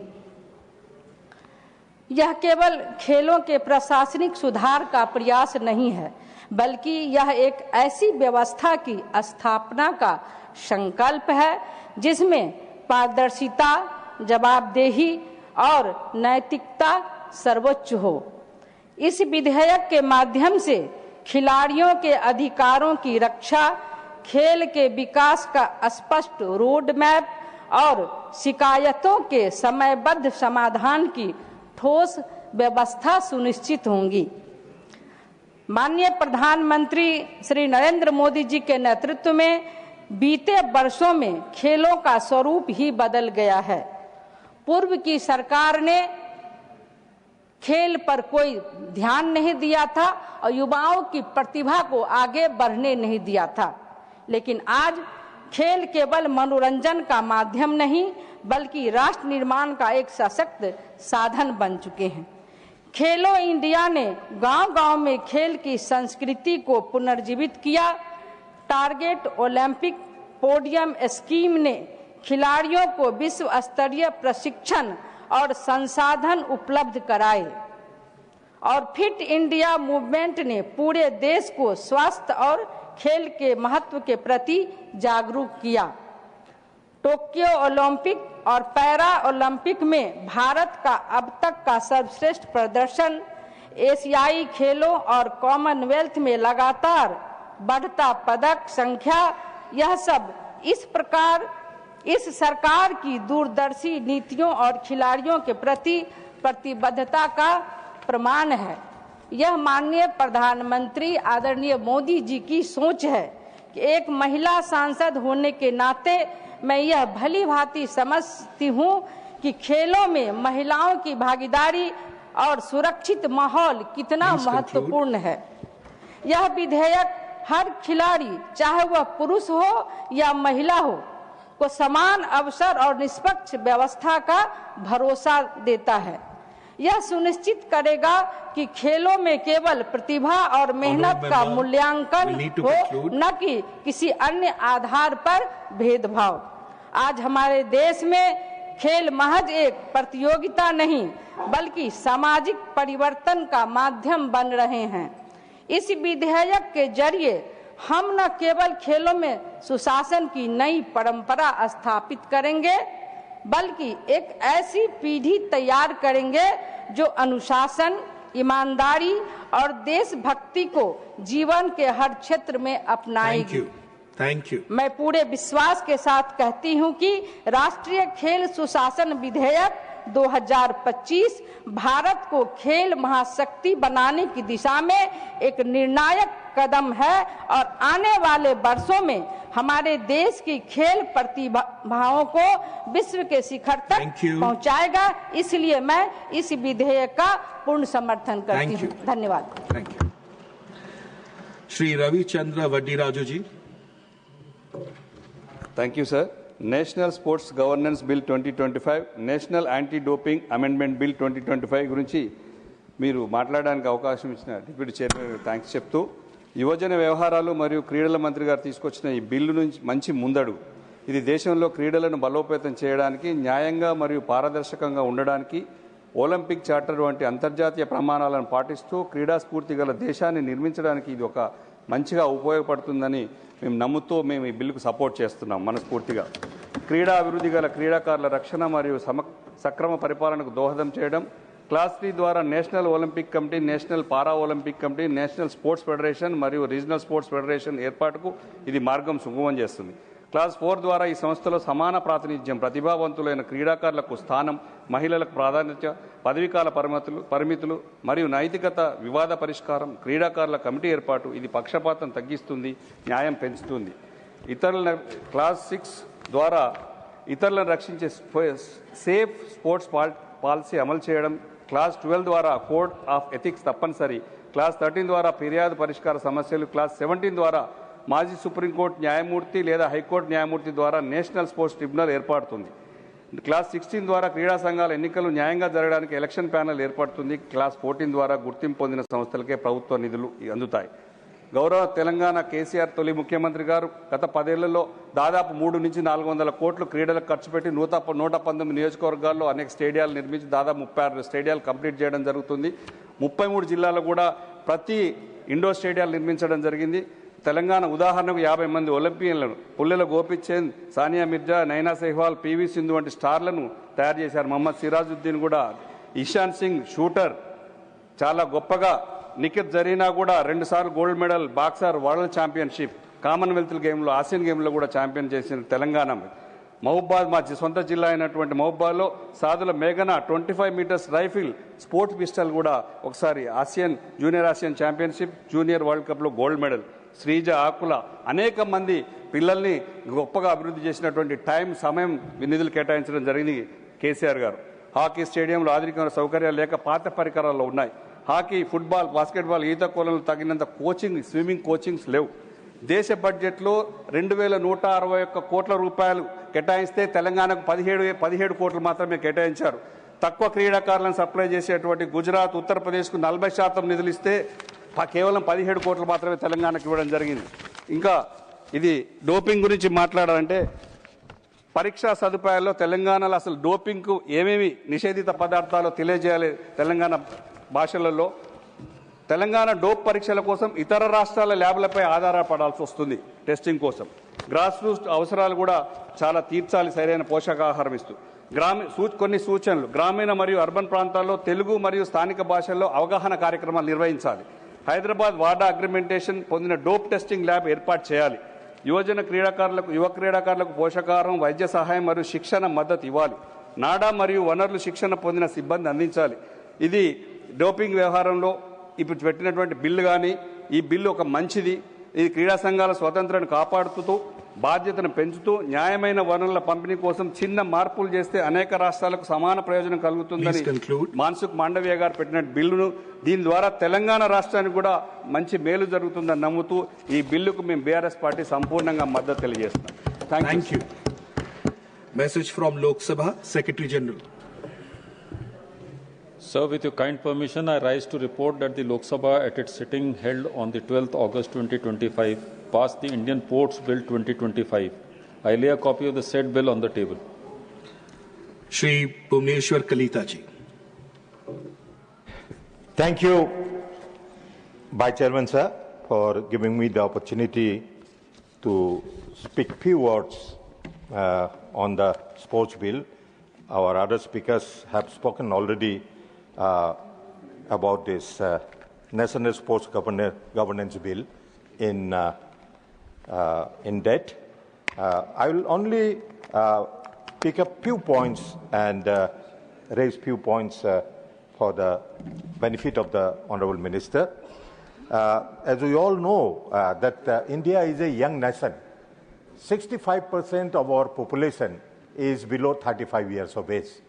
So, sports and youth welfare is one of the very important component of our society, and very rightly, our Honourable Prime Minister has given importance to this sector of the society. The Modi government has prioritized sports and youth affairs, boosting the ecosystem with comprehensive support. The budget allocation for the Ministry of Youth Affairs and Sports has been a significant rise from 1,219 crore in 2013-14 to 3,794 crore in 2025-26. marking a rise of 211.2%. So, a major portion of that is 2,191 crore has been allocated to central sector schemes, with the flagship Khelo India program receiving 1,000 crore, with increased investment, strategic planning and world-class talent. India's sporting transformation under the dynamic leadership of Narendra Modi is no longer a vision but an unfolding reality. As the country eyes on the 236 Olympics, its journey towards becoming a top 10 sporting nation firmly on track. So, if India has to become a developed country by 2047, we have to develop in all areas of the society, in all areas of all sectors of the nation. Sports is an important sector, because without being in the top 10 or top 3 in Olympics or any other games, you cannot say yourself that you are developed in sports. So this bill, the National Sports Governance Bill 2025, is an important step towards that. I'll only say one or two more words on this. Sir, the visionary policies of the Modi government has undertaken strategic shift to transform sports from recreational activity into a professionalized sector, moving beyond a past era of limited institutional support. This transformation is spearheaded by the Khelo India program, which focuses on developing infrastructure and fostering a national sports culture. Further, a counter-doping to counter doping, whose root cause is low level of weakness, awareness among athletes, presents a major obstacle to fair competition. Khelo Bharat Niti 2025 was introduced as an educational policy designed to inform future athletes about doping risks and prevent inadvertent doping. The policy is complemented by legislative effort through this 2025 bill, which will provide robust legal framework to support the anti-doping initiatives. Sir, thank you. Here is a case I want to exemplify here, because it is not the allopathic medicines alone which the athletes take. They take Ayurvedic medicines also, because it depends on the coach. In coaching, if the coach gives a proper medicine which doesn't amount to doping, the doping will reduce. So it is very important that in coaching and the coaches, the awareness should be made, and the awareness will be automatically made to the athletes. Thank you very much. Thank you. Thank you. Shrimati Seema Dwivedi ji. उपसभापति महोदय, आज आपने राष्ट्रीय खेल प्रशासन विधेयक 2025 पर मुझे बोलने का अवसर दिया, इसके लिए मैं आपके प्रति बहुत आभारी हूं। महोदय, यह विधेयक महिलाओं के सम्मान का विधेयक है, महिलाओं को आगे बराबरी करने का विधेयक है और युवाओं के उत्थान का विधेयक है। महोदय, खेल एक ऐसी चीज़ है जिसके माध्यम से हम अपने व्यक्तिगत प्रयास को दिखाने का काम करते हैं। खेल का प्रांगण चाहे कोई भी खेल हो, वहाँ पर जब खिलाड़ी खेलता है, जब कोई हमारा प्लेयर खेलता है, तो वहाँ पर उसकी अपनी व्यक्तिगत प्रतिभा दिखती है कि फला की प्रतिभा क्या है। मैं बहुत आभारी हूँ श्रद्धेय प्रधानमंत्री जी के प्रति, जिन्होंने खेल का बजट दूना किया। माननीय मंत्री जी के बहुत आभारी हूँ, उनके प्रति मेरा बहुत आभार है कि आपने खेल जगत में कुछ नया करने के बारे में सोचा। आज महोदय, मैं ये आपके सामने कहना चाहूँगी, जो हमारा खेल विधेयक है, ये बहुत सारी खामियों को दूर करने वाला विधेयक है। आपको याद होगा, जब राष्ट्रमंडल खेल घोटाला हुआ था, इनके चेयरमैन सुरेश कलमाड़ी जी थे। आज मेरे सामने के साथी नहीं बैठे हैं यहाँ पर, अगर वो होते तो मैं इसके बारे में विस्तार से चर्चा करती। 2014 के बाद लगातार खेलों के बारे में हमारे प्रधानमंत्री जी ने सोचा, और ये सोच ऊपर से नहीं बल्कि गांव से लेकर के आए। गांव से खिलाड़ी को कैसे पैदा किया जाए, उनका कैसे उत्थान किया जाए।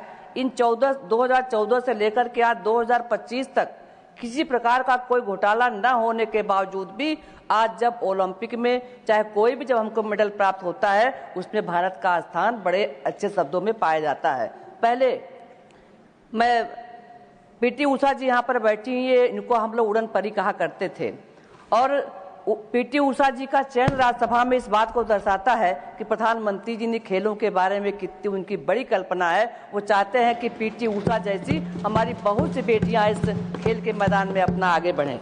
महोदय, मैं आपसे ये कहना चाहूँगी कि जब आदमी मैदान में खेलने के लिए जाता है तो ये सोचता है कि हम अपने कितना अच्छा अपने को प्रदर्शन करके दिखाएं। लेकिन पहले क्या होता था महोदय, पहले क्या होता था, खेल में जो हमारे खिलाड़ी होते थे उनका चयन उनकी योग्यता के आधार पर नहीं होता था। खिलाड़ी का चयन उसकी योग्यता के आधार पर न होकर के उसका चयन सोर्स के आधार पर होता था। जब आप सोर्स से किसी चीज को लाओगे तो वो उतनी अच्छा रिस्पांस नहीं कर पाएगा जितना उसको करना चाहिए। महोदय, ये प्रश्न उठ सकता है कि ये खेल विधेयक है क्या। इस खेल विधेयक के बारे में बताना चाहती हूँ। यह खेल विधेयक खेल निकायों में निष्पक्ष, नैतिक और पारदर्शी कार्यान्वयन सुनिश्चित करता है। महोदय, खिलाड़ियों के अधिकारों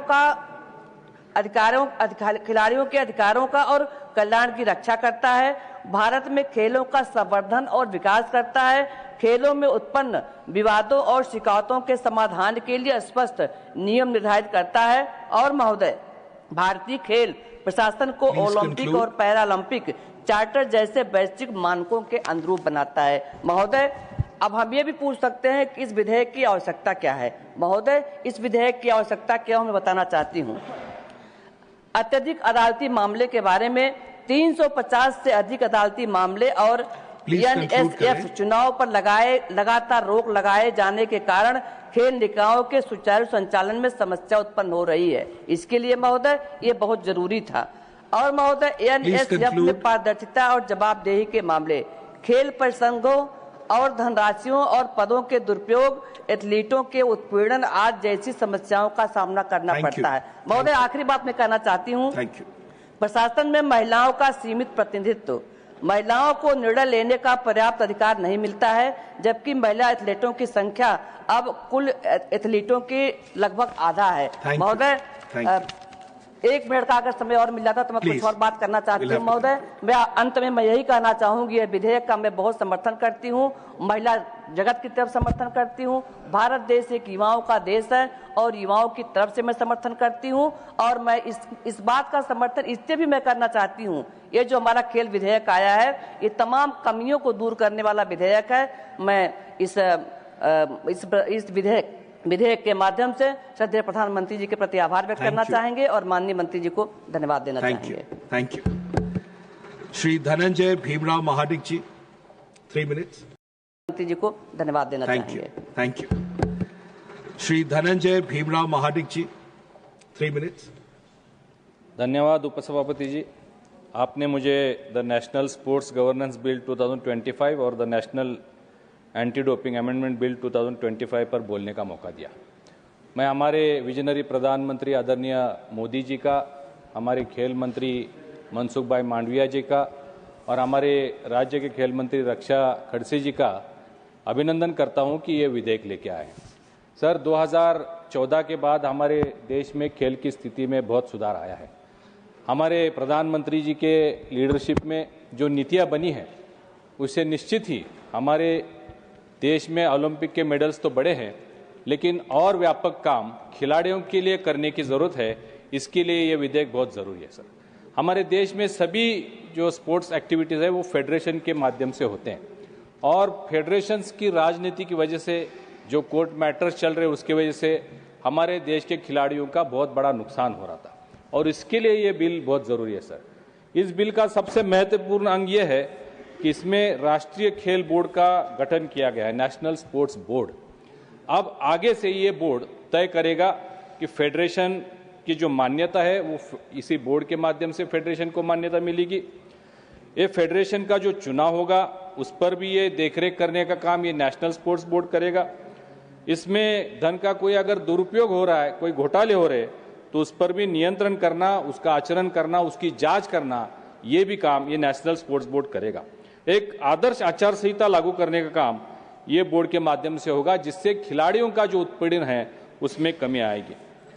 सभापति जी, ये फेडरेशन जो बनते थे उसमें बहुत पॉलिटिकल इन्फ्लुएंस होता था, लेकिन आगे चल के इसमें जो प्रतिनिधित्व होगा, उसकी जो फेडरेशन की कमेटी बनेगी, उसको डिसाइड करने का या उसका चुनाव कराने का काम भी ये बोर्ड करेगा। सर, सबसे महत्वपूर्ण बात इसमें यह है कि इसमें 2 खिलाड़ी आवश्यक है और 4 महिलाओं का भी प्रतिनिधित्व आवश्यक है। ये बिल का सबसे इंपॉर्टेंट बात यही है। सर, इसके पहले कभी खिलाड़ी जिसने कभी हाथ में बैट नहीं पकड़ी वो क्रिकेट बोर्ड का चेयरमैन होता था, जो कभी ग्राउंड में नहीं गया वो कबड्डी का चेयरमैन होता था, जो कभी पानी में नहीं उतरा वो स्विमिंग का चेयरमैन बन जाता था। अभी आगे चल के इसका जो चयन होगा उसमें खिलाड़ियों का इसमें समर्थन रहेगा, महिलाओं शामिल होगी और इससे जो कार्यकाल की और आयु की सीमा भी है ये भी तय की जाएगी। सर, ये अतीत से एक बड़ा बदलाव और जहां खिलाड़ियां विशेषकर महिला और निर्णय प्रक्रिया में अक्सर महत्वपूर्ण भूमिका होती है, उसमें इसकी मदद होगी। सर, आगे चल के जो मैटर्स प्रलंबित है, कोर्ट में मैटर्स है, उसके लिए भी अभी कोर्ट में जाने की जरूरत नहीं है। ये बोर्ड के पास जो भी प्रलंबित ये कोर्ट की बातें हैं, वो अदालत की बातें हैं, वो अभी बोर्ड के पास जाएंगी और इसका निर्णय भी ये बोर्ड लेगा।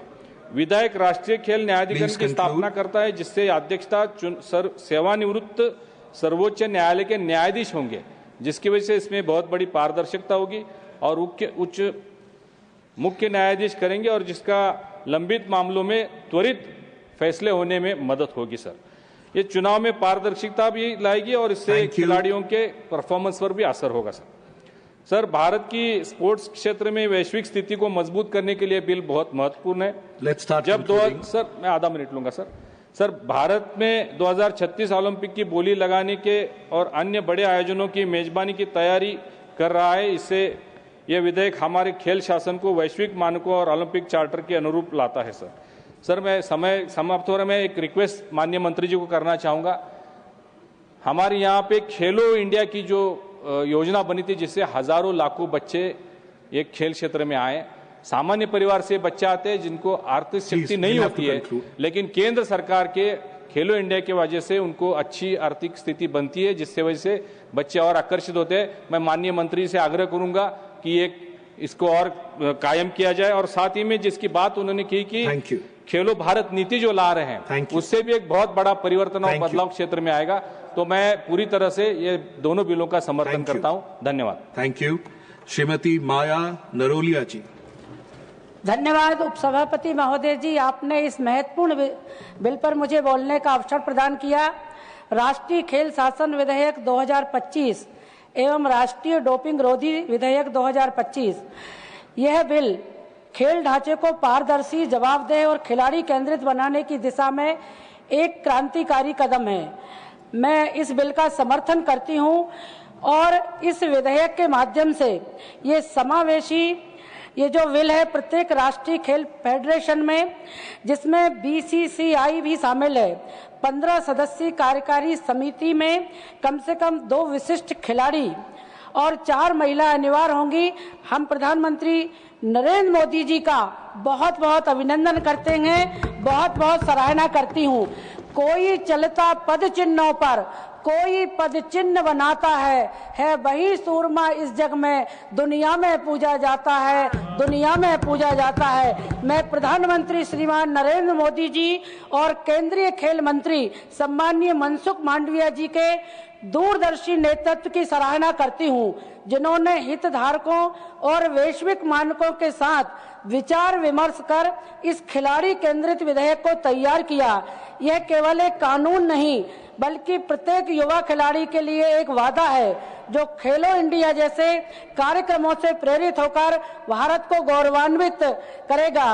यह विधेयक हमारी प्रमुख योजनाओं जैसे खेलो इंडिया जो जमीनी स्तर पर प्रतिभाओं को पोषित करता है, फिट इंडिया मूवमेंट जो राष्ट्रव्यापी फिटनेस को प्रोत्साहित करता है, और target Olympic podium scheme TOPS जो वैश्विक मंच पर खिलाड़ियों को तैयार करता है, के साथ तालमेल बिठाता है।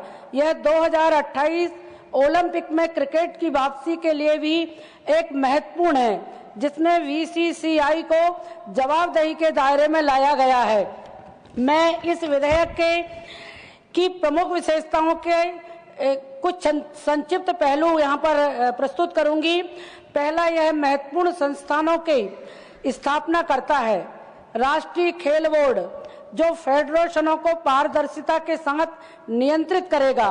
राष्ट्रीय खेल अधिकरण NST जो एक प्रतिष्ठित न्यायाधीश के नेतृत्व में 350 से अधिक लंबित अदालती मामलों को शीघ्र हल करेगा, और राष्ट्रीय खेल निर्वाचन पैनल जो निष्पक्ष और समयबद्ध चुनाव सुनिश्चित करेगा, जिससे पुराने नेतृत्व का एकाधिकार समाप्त होगा।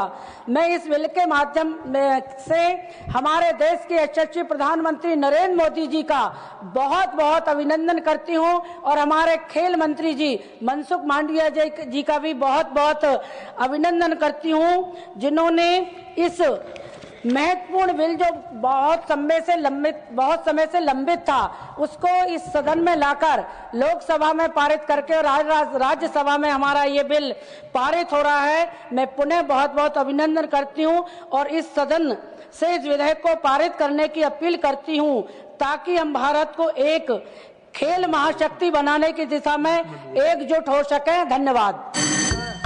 Thank you. Doctor Mansukh Mandaviya to reply the discussion. Deputy chairman sir, national sports governance bill और national anti doping amendment bill पर कुल मिला के 18 मेंबर ने चर्चा में भाग लिया, महत्वपूर्ण सुझाव भी दिया और अपना विषय भी रखा। उसके पहले जब हम बिल बना रहे थे उस वक्त हमने देश के सभी स्पोर्ट्स फेडरेशन के साथ कंसल्टेशन करा, एथलीट के साथ कंसल्टेशन करा, कोच के साथ कंसल्टेशन करा। हमने सभी राज्य के साथ बातचीत करी। एक चिंतन शिविर में सभी राज्य के स्पोर्ट्स मिनिस्टर थे, स्पोर्ट्स सेक्रेटरी थे, उसके साथ भी डिटेल डिस्कशन हुआ। उसके अलावा स्पोर्ट्स अंतर्राष्ट्रीय सेक्टर भी है और इंटरनेशनल ओलंपिक काउंसिल उसका एक चार्टर है, उसको अलाइन होना बहुत आवश्यक है। इसलिए इस बिल के लिए हमने इंटरनेशनल ओलंपिक काउंसिल से भी बात करी, हमने भारत के ओलंपिक एसोसिएशन से भी बात करी, हमने फीफा फेडरेशन से भी बात करी, ताकि एक कॉम्प्रिहेंसिव और वर्ल्ड में बेस्ट जो 2-3 कंट्री का लो है इस टाइप का बिल तैयार करने के लिए हमने एक्सरसाइज करी थी। उसके अलावा हमने बिल को पब्लिक कंसल्टेशन में रखा। 600 से अधिक उसमें सुझाव आए। उसमें जो महत्वपूर्ण सुझाव था वो हमारे बिल को दुरुस्त करने के लिए उसकी महत्वपूर्ण भूमिका रही। कुल मिला के ये स्पोर्ट्स बिल एक रोबस्ट बिल के रूप में आया, ताकि यहाँ सभी सम्मानीय सदस्यों ने इस बिल की सराहना भी करी और इस बिल के समर्थन में अपनी बात भी रखी। ये बिल से लद्दाख से लेके तमिलनाडु तक, गुजरात से लेके कोहिमा तक स्पोर्ट्स को ग्राउंड से ग्लोरी तक ले जाने का हमारा सपना अवश्य साकार होगा। यहाँ अच्छी तरह से बात रखी गई हमारे अयोध्या रामी रेड्डी जी ने कि हमारे देश में एक बहुत डाइवर्सिटी है। यहाँ हमारे ट्राइबल बच्चे हैं जिसमें क्षमता है, आर्चरी उसका नॉलेज है, आर्चरी उसकी टैलेंट है। ऐसे हमारे देश के ट्राइबल युवाओं को भी अपॉर्चुनिटी मिले। हमारे देश में 7,000 से अधिक किलोमीटर की कोस्टल लाइन है। स्विमिंग हमारे कोस्टल लाइन के यूथ में टैलेंट के रूप में है, उसका नेचर है, उसको भी अपॉर्चुनिटी मिले। हमारे देश की महिला हमारी बराबरी की संख्या में है और उसमें भी टैलेंट है, उसको भी आगे बढ़ने का अवसर मिले।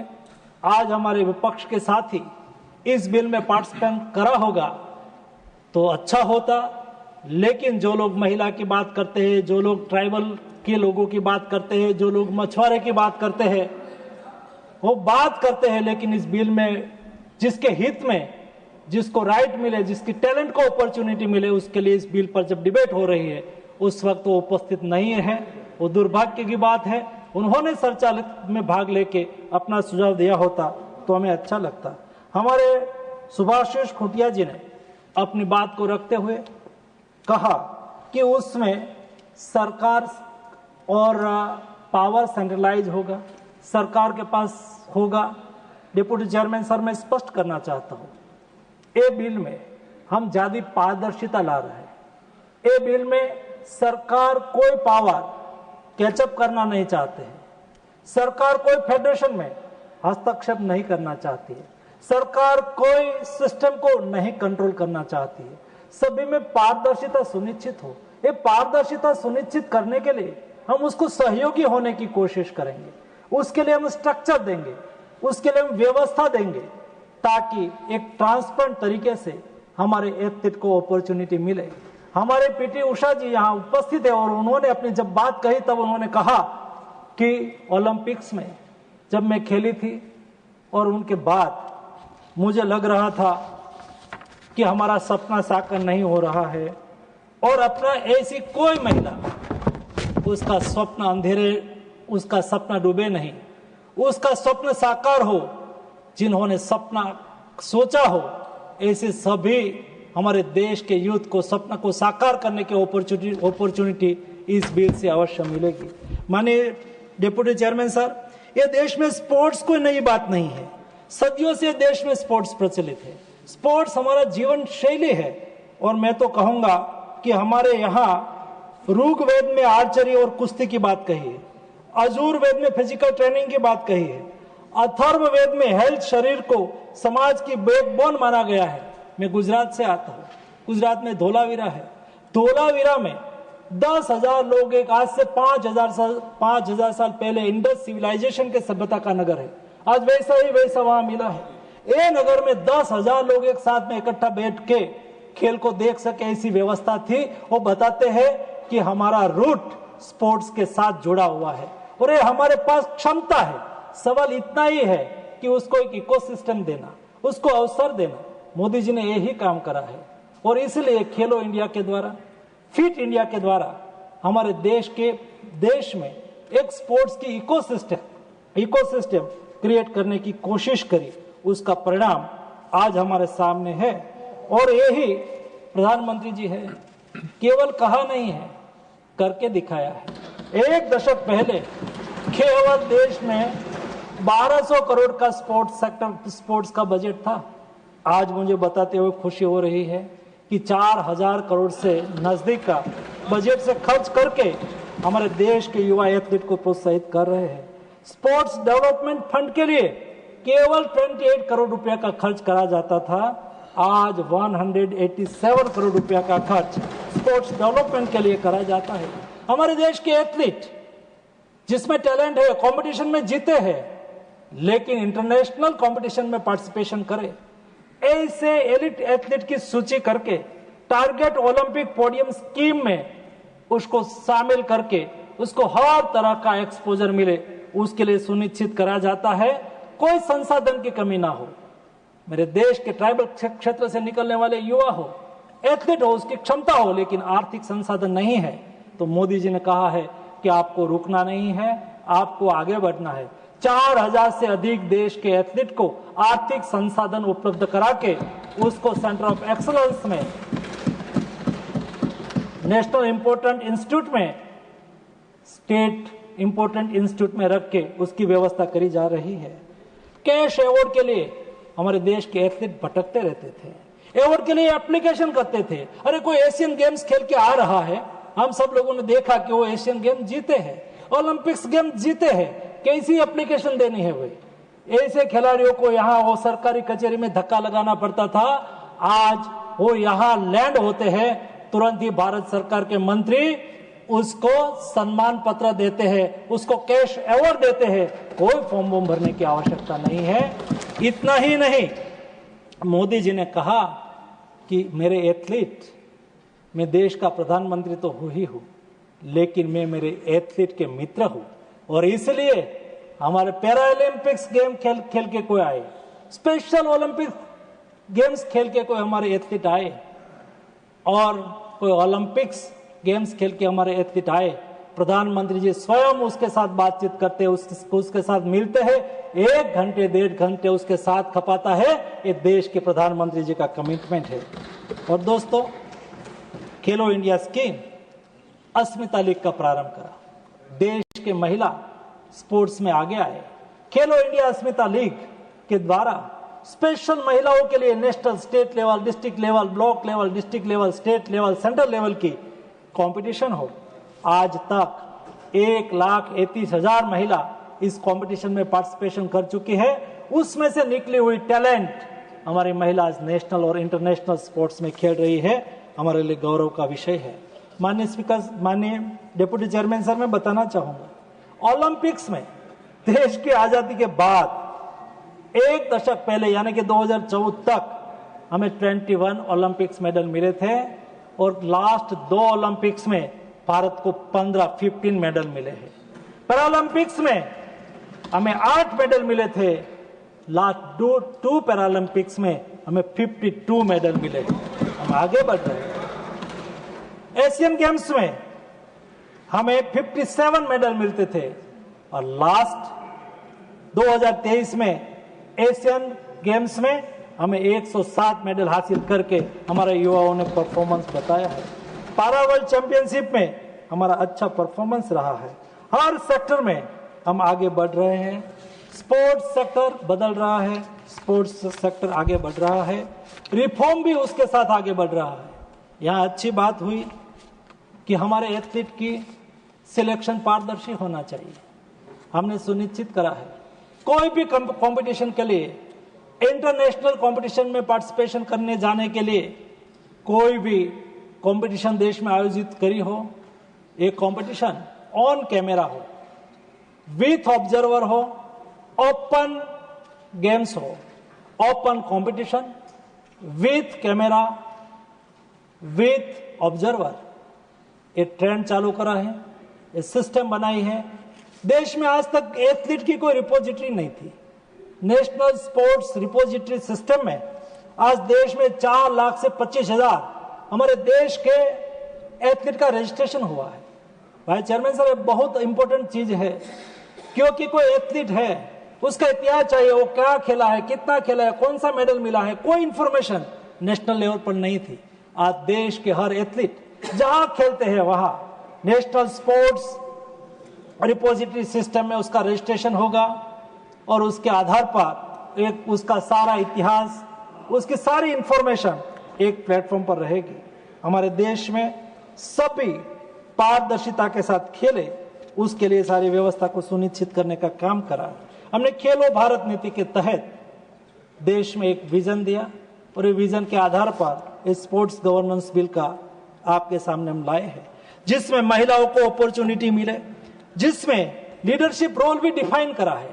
70 साल की एज हमने सुनिश्चित करी है, लेकिन इंटरनेशनल फेडरेशन में हमारे देश के स्पोर्ट्स लीडर को अपॉर्चुनिटी मिले, इसके लिए इंटरनेशनल फेडरेशन में उसको काम करना है।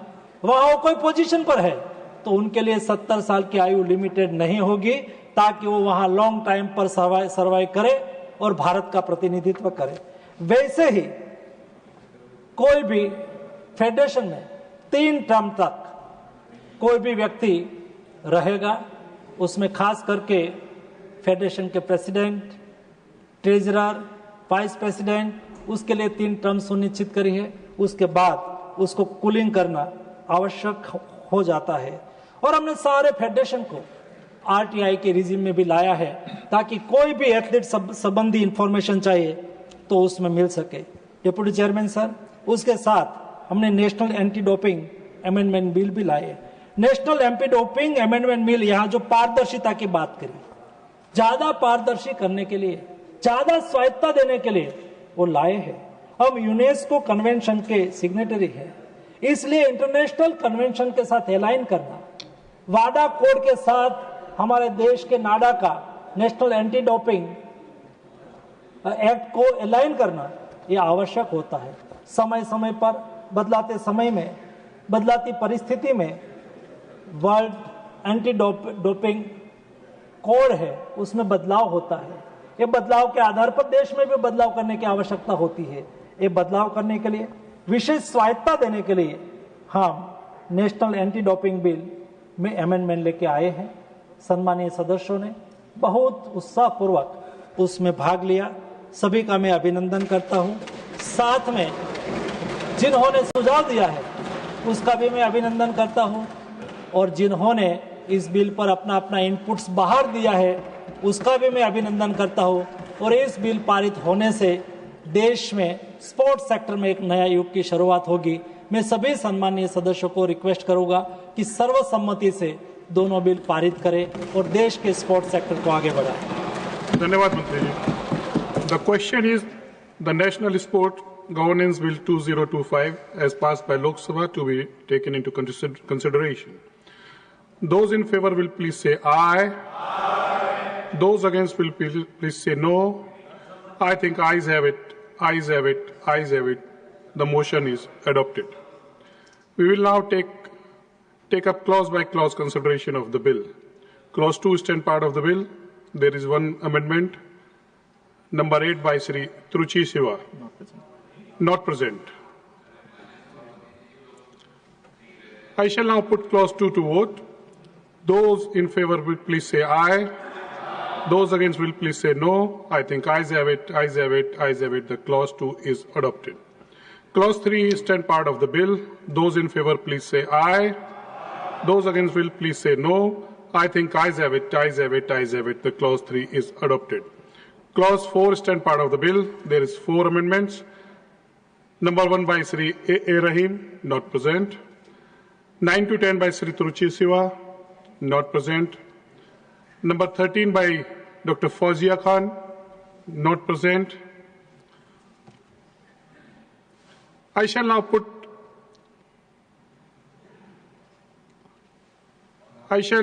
clause 4 to vote. Those in favor, please say aye. Those against will please say no. I think ayes have it, ayes have it, ayes have it. The clause 4 is adopted. Clause 5, stand part of the bill. There is 4 amendments. Number 2 by Sri A. Rahim, not present. Number 11 by Sri Truchi Siva, not present. Number 16 and 17 by Sri Santosh Kumar P, not present.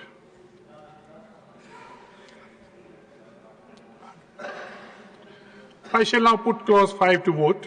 Those in favor will please say aye.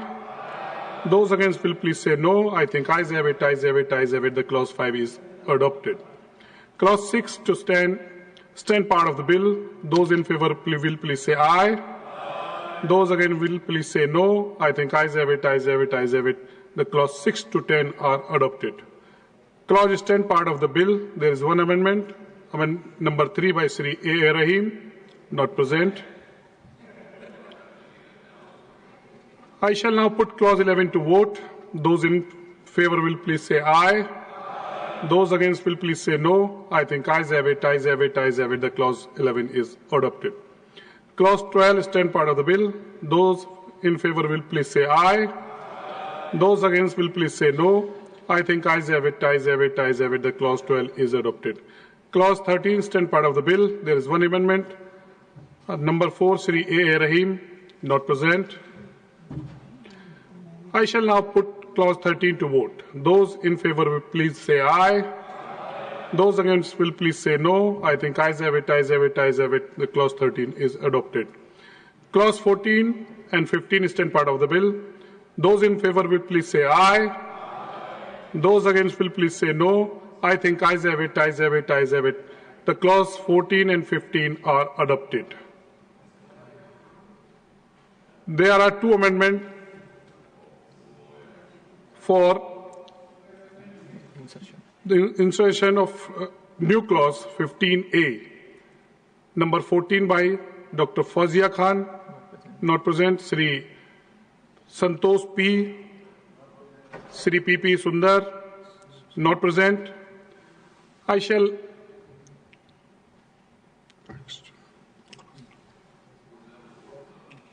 the clause 16 part of the bill. Those in favor please say aye.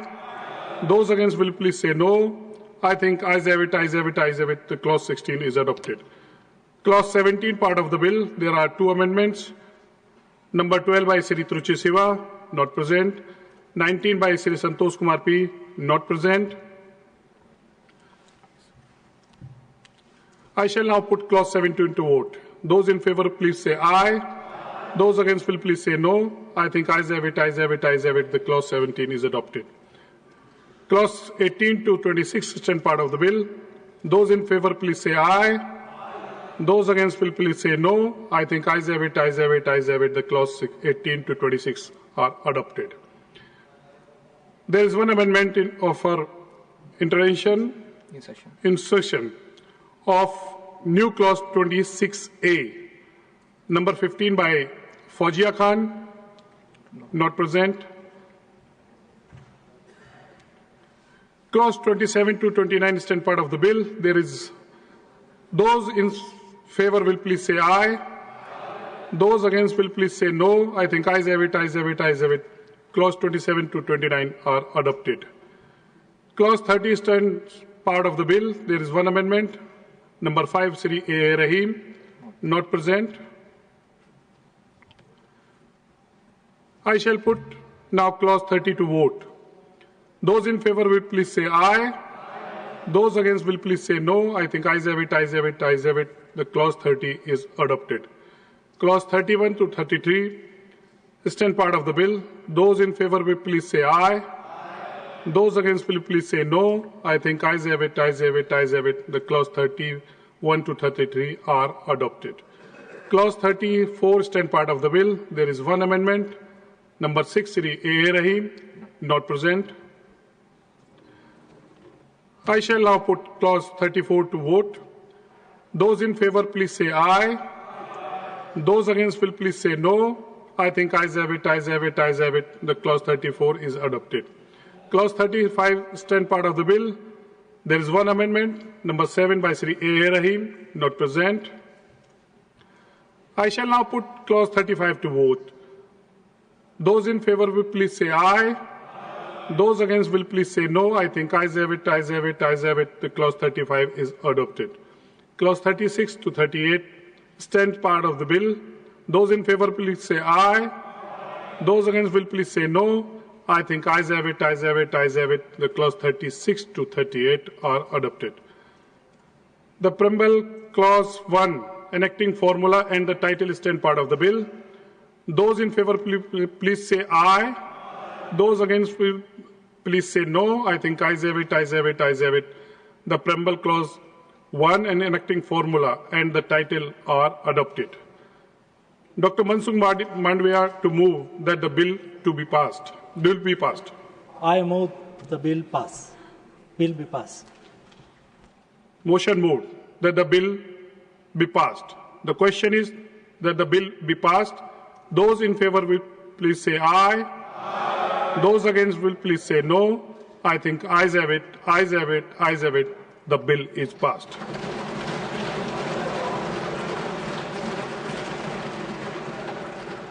I shall now put motion regarding consideration of the National Anti-Doping Amendment Bill 2025 to vote. The question is the National Anti-Doping Amendment Bill 2025 as passed by the Lok Sabha to be taken into consideration. Those in favor will please say aye. Those against will please say no. I think ayes have it, ayes have it, ayes have it. The motion is adopted. We shall now take up the clause by clause consideration of the bill. Clause 2 stand part of the bill. Those in favor please say aye. Those against will please say no. I think ayes have it, ayes have it, ayes have it. The clause 2 is adopted. Clause 3 stand part of the bill. There is one amendment. Number 4, Sri A. Rahim, not present. I shall now put clause 3 to vote. Those in favor please say aye. Those against will please say no. I think ayes have it, ayes have it, ayes have it. The clause 3 is adopted. Clause 4 stand part of the bill. Those in favor please say aye. Those against will please say no. I think ayes have it, ayes have it, ayes have it. The clause 4 is adopted. Clause 5 stand part of the bill. There is one amendment. Number 1, Sri Dr. V. Sivdasan, not present. I shall now put clause 5 to vote. Those in favor will please say aye. Those against will please say no. I think ayes have it, ayes have it, ayes have it. The clause 5 is adopted. Clause 6 to 8 stand part of the bill. There is those in favor will please say aye. Those against will please say no. I think ayes have it, ayes have it, ayes have it. Clause 6 to 8 are adopted. Clause 9 stand part of the bill. There is one amendment. Number 2 by Dr. Sivdasan, not present. I shall now put clause 9 to vote. Those in favor will please say aye. Those against will please say no. I think ayes have it, ayes have it, ayes have it. The clause 9 is adopted. Clause 10 to 15 stand part of the bill.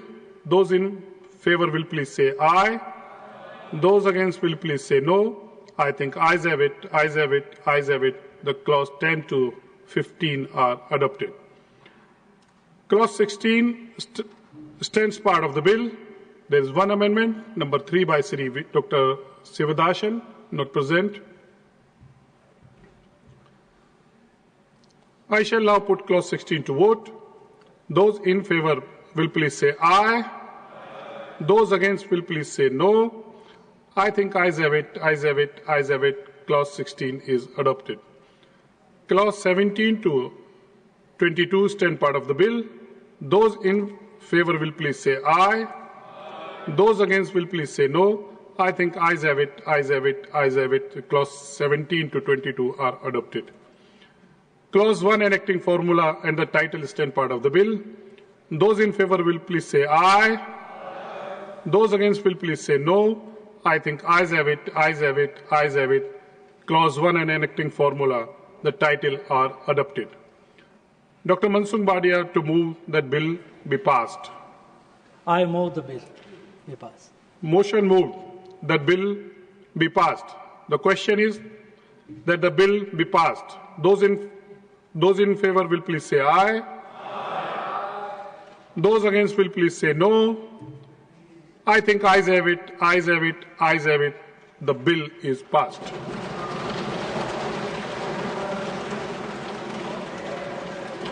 Now we will take the Income Tax and the Taxation Law Amendment Bill 2025. Srimati Nirmala Sitharaman to move motion for consideration of the following bill: the Income Tax Bill 2025 and the Taxation Law Amendment Bill 2025. Should I move it first, sir? Yeah. Sir, with your permission, I rise to move that the bill to consolidate and amend the law relating to the income tax as passed by the Lok Sabha be taken into consideration. Motion. Should I say both? Or both. The second is, sir, with your permission, I rise to move that the bill further to amend the Income Tax Act 1961 and to amend the Finance Act 2025 as passed by the Lok Sabha be taken into consideration. Motion moved. The Income Tax Bill 2025 and the Taxation Law Amendment Bill 2025 are now open for consideration, combined discussion. I now call upon the members whose names have been received for the participation in the discussion.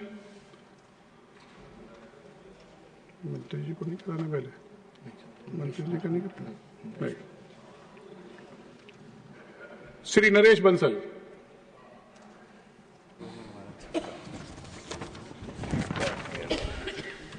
धन्यवाद उपसभापति जी, आपने मुझे income tax amendment bill पर और income tax plus finance act amendment bill पर बोलने का अवसर दिया। मैं अपने नेतृत्व का इसके लिए धन्यवाद देता हूं कि उन्होंने मुझे इस पर अपने विचार रखने का अवसर दिया। उपसभापति जी, पिछले 11 वर्षों में प्रधानमंत्री मोदी जी के नेतृत्व में सरकार ने ये करके दिखाया कि किस प्रकार से देश हित में चुनौतियों के बाद भी रिफॉर्म, परफॉर्म और ट्रांसफॉर्म किया जा सकता है। हमने 1,500 से ऊपर पुराने कानूनों को समाप्त किया। देश की प्रगति के लिए 2047 के संकल्प को पूरा करने के लिए जो चुनौतियां आई, उन सबको धीरे धीरे समाप्त करते जा रहे हैं। उसी में ये 1961 का इनकम टैक्स एक्ट भी, जिसमें आज संशोधन बिल लाया गया है, मैं इसके लिए माननीय मंत्री जी का भी आभार व्यक्त करता हूं कि उन्होंने व्यापार जगत में, आर्थिक जगत में इजी बिजनेस डूइंग की एक परंपरा खड़ी की है। पुराने कानून में जो इनकम टैक्स एक्ट 1961 था, उपसभापति जी, 47 अध्याय और 819 धाराएं थी, जिसकी जगह अब 23 अध्याय और 536 धाराएं ही रह जाएंगी। डिजिटल टैक्स, विवाद निपटान और डाटा एनालिटिक्स में टैक्स बेस बढ़ाने जैसे प्रावधान किए गए हैं। नई कर व्यवस्था में बेसिक छूट सीमा 3 लाख की जगह 4 लाख होगी।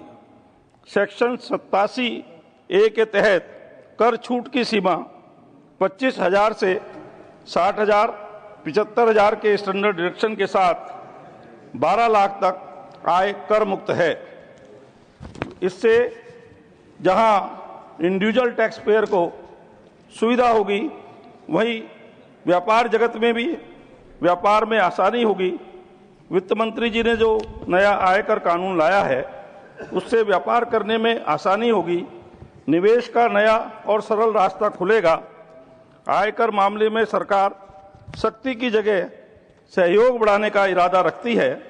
नए आयकर बिल की समीक्षा करने वाली परवर समिति ने अपनी 4,575 पन्ने की रिपोर्ट में 2,085 सिफारिशें की थी। हमारे लगभग सभी को इसमें स्वीकार कर दिया गया है। इस प्रकार व्यापक रूप से जनता का और विचारों को इसमें समावेश किया गया है।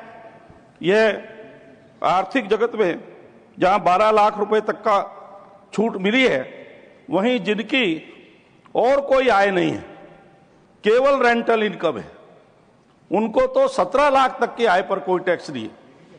मैं ये रेखांकित करना चाहता हूं कि जो रिटायरमेंट की एज में होते हैं और आवश्यकता भी रहती है, अनेक प्रकार की छूट मिली है, लेकिन मेरा समय बहुत कम है।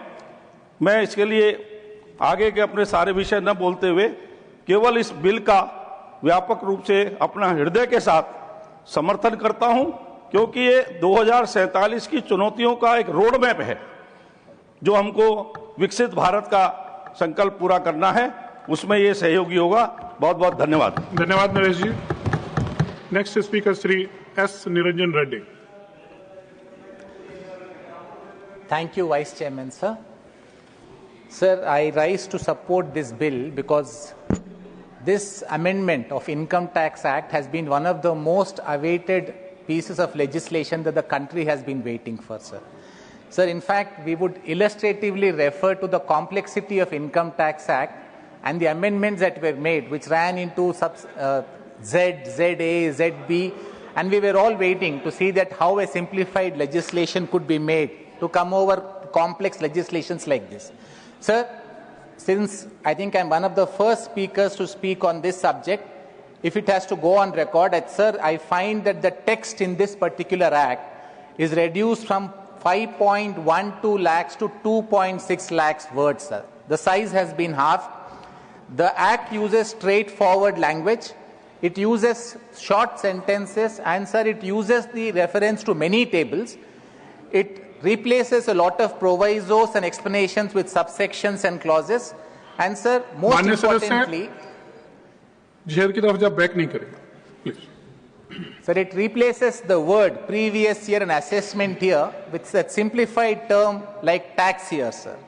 Sir, this act also has a continuity with transition because it has taken care of all the amendments, including in the last finance bill act, up till this particular enactment.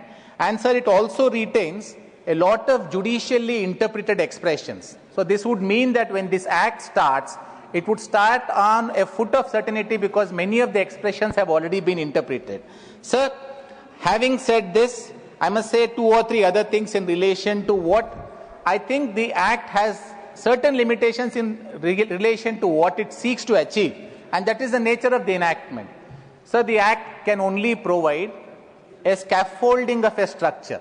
So this is not an enactment for the purpose of enforcement which will have to happen through the officers enabled under the act. Sir, I find that one of the biggest challenges facing India is that we have a very minimal tax base. Sir, only 2.2% of the persons living in India are income taxpayers. So just for the people to have an idea, countries like France has 78% taxpayers, US has 48%, Germany has 61.3%. Sir, even by comparable standards, when we look at countries who are similarly placed along with us in BRICS, Brazil has 20% taxpayers, South Africa has 28% taxpayers, Malaysia has 22% taxpayers, a country like Indonesia also, sir, has 7.8% taxpayers. Sir, I think the Act possibly will give an impetus to ensure that India somehow manages to ensure that more people become tax compliant and we have a larger base of taxpayers so that the burden does not fall harshly on this 1 or 2% of middle class or upper class people who are paying income tax. So the Act may in future need to address the requirements of gig and platform workforce because this workforce, sir, is expected to reach a strength of 2.35 crores by 2030. Sir, we are on a process of formalizing the economy. The digital payments, the banking transactions that have increased, all of this, the GST reforms that have been brought, seem to show, sir, that India is moving towards this formalization of economy, but gig and platform workforce is going to be a large part of our system, sir. Sir, I have one other concern about the Act now providing for the digital overreach and the erosion of privacy safeguards are some concerns that are being raised. So the bill adopts digital systems for assessments and appeals, which is welcome. But clause 247 grants tax authorities sweeping surveillance powers. Sir, I understand where this is coming from. Where we want to have more people come forward and pay taxes, we need to ensure that our officers are properly empowered. If people are not coming forward, we need to ensure that the officers have all means and measures for the purpose of ensuring that there is maximum tax compliance. But while providing for it, while enabling the officers, giving them a large liberty with regard to them dealing with the gadgets and the cloud storage space or social media accounts or any electronic data of citizens, while it may be for the purpose of enabling the tax enforcement officers to ensure that there is no tax evasion that happens, sir, there don't seem to be sufficient safeguards or guardrails with regard to ensuring that this thing is protected properly. It must be used only for income tax purposes. So maybe the department or the ministry may have to come up with circulars or guidelines with regard to how these provisions are going to be activated. Sir, then I have another suggestion for the Honorable Finance Minister. Sir, we may need to ensure that while we are ensuring that there is a greater compliance and we would work towards that, we may have to incentivize the honest taxpayers. So many years back, one of the first years, sir, I'm speaking from personal experience, when I paid my tax, I got a certificate of appreciation from Income Tax Department. Just one certificate of appreciation. Every time my chartered accountant would tell me, sir, we can save some money here or there, I would say, no, let us pay the tax, it is going for a good purpose. Sir, a large part of it was the fact that I felt appreciated, I felt my country cared that I paid income tax. Sir, we can come up with some schemes for the purpose of providing appreciation for our taxpayers.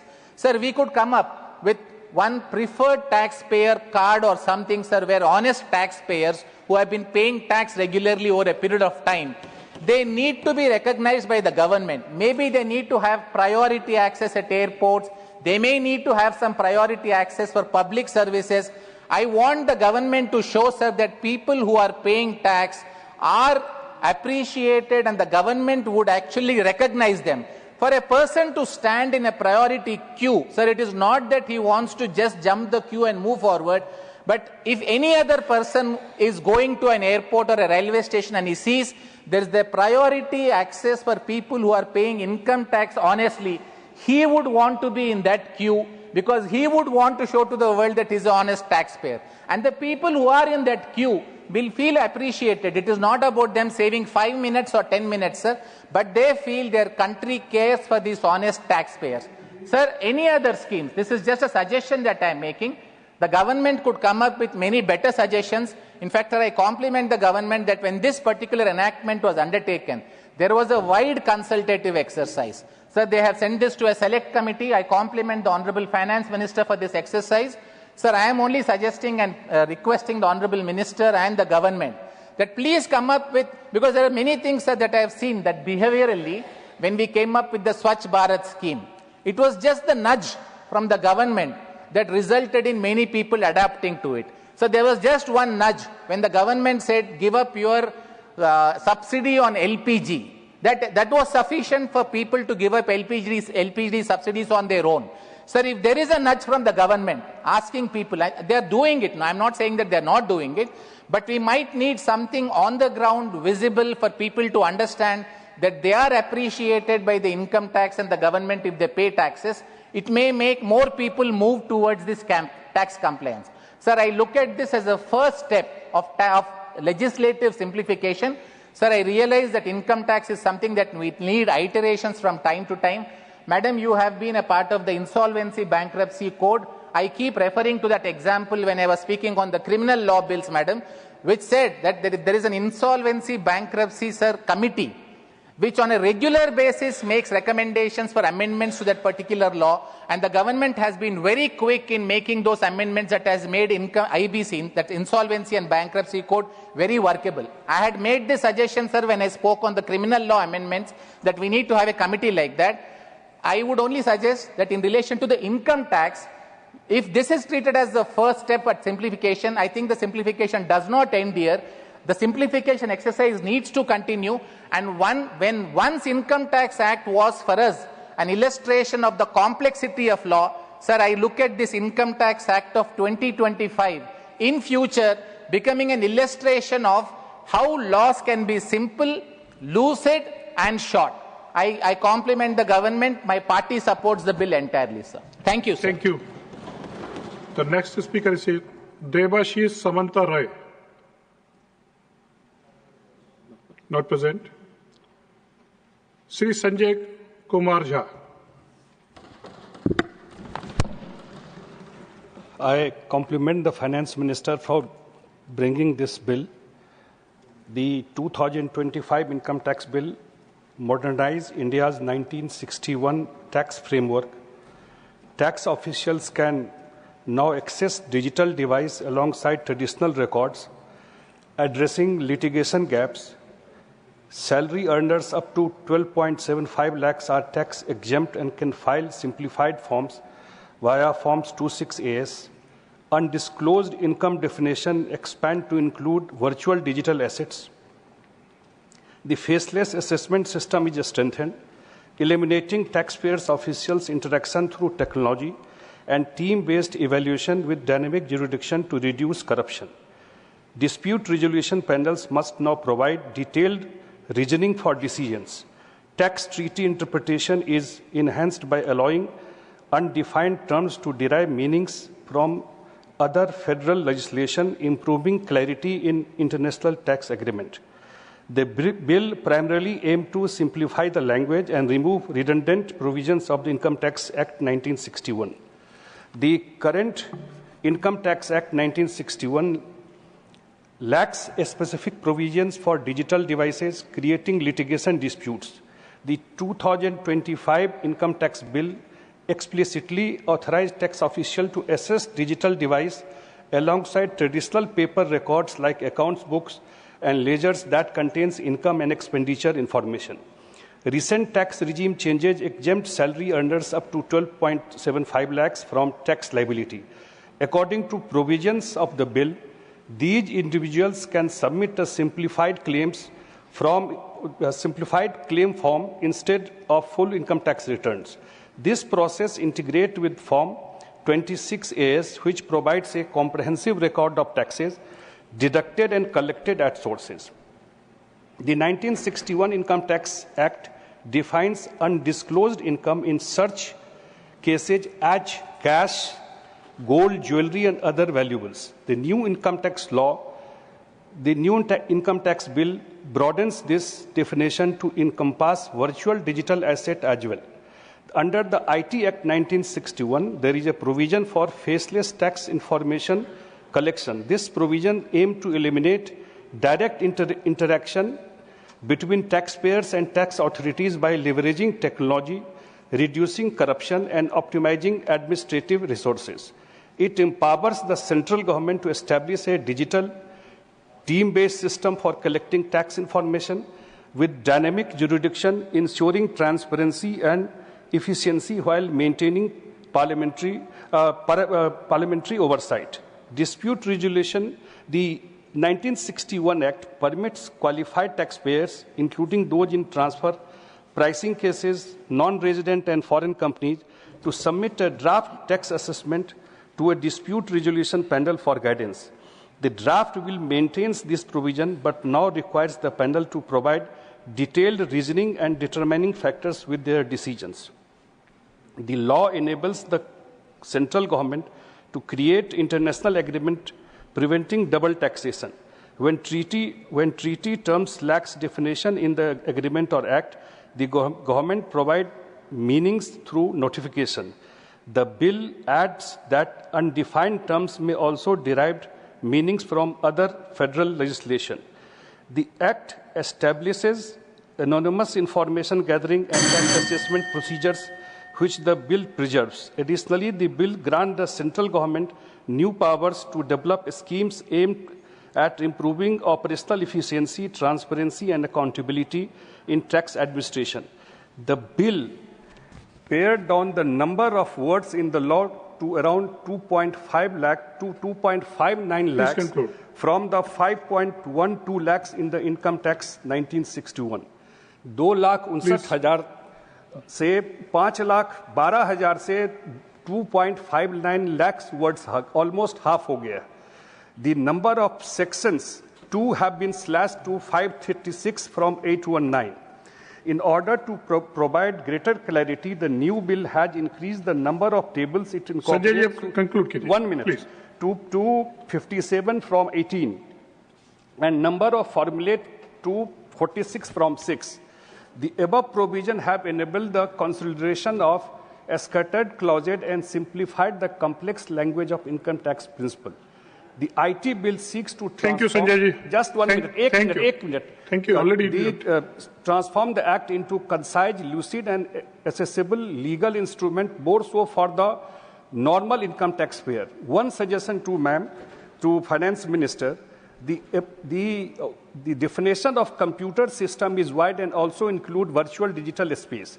The above terminology in attempt to modernize tax enforcement. 1 minute. I'll call now next speaker. One suggestion is issuing clear SOPs guidelines in this regard and conducting regular sensitized training program in this regard would serve as a confidence, because if you teach the mobile or computer. Thank you, Sanjay. That is one suggestion.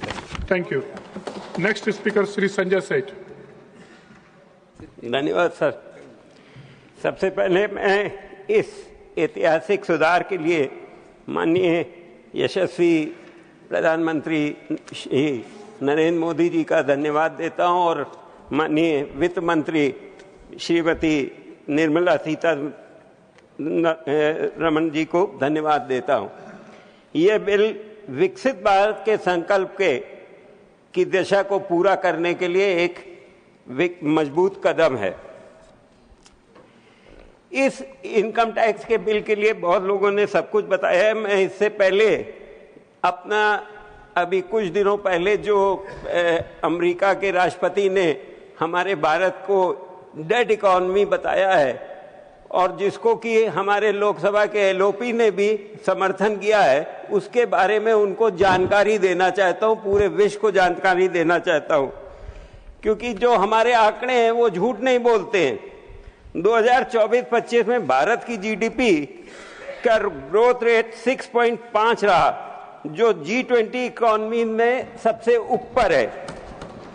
मई 2025 में inflation rate गिरकर 2.82% आ गया, जो 2019 के बाद सबसे निचला स्तर है. टोटल एक्सपोर्ट्स 2024-25 में रिकॉर्ड 824.9 बिलियन पर पहुंचा है. भारत की नॉमिनल जीडीपी 106.57 लाख करोड़ 2014-15 से बढ़कर 331.03 लाख करोड़ 2024-25 में हो गई है. परचेजिंग पावर पैरिटी के हिसाब से हम 14.59 ट्रिलियन डॉलर जीडीपी के साथ तीसरे नंबर पर हैं. भारत की अर्थव्यवस्था हर साल औसतन 6 से 8% की रफ्तार से आगे बढ़ने का अनुमान है और अगले 15 साल में औसत लगभग 7% रह जाएगी.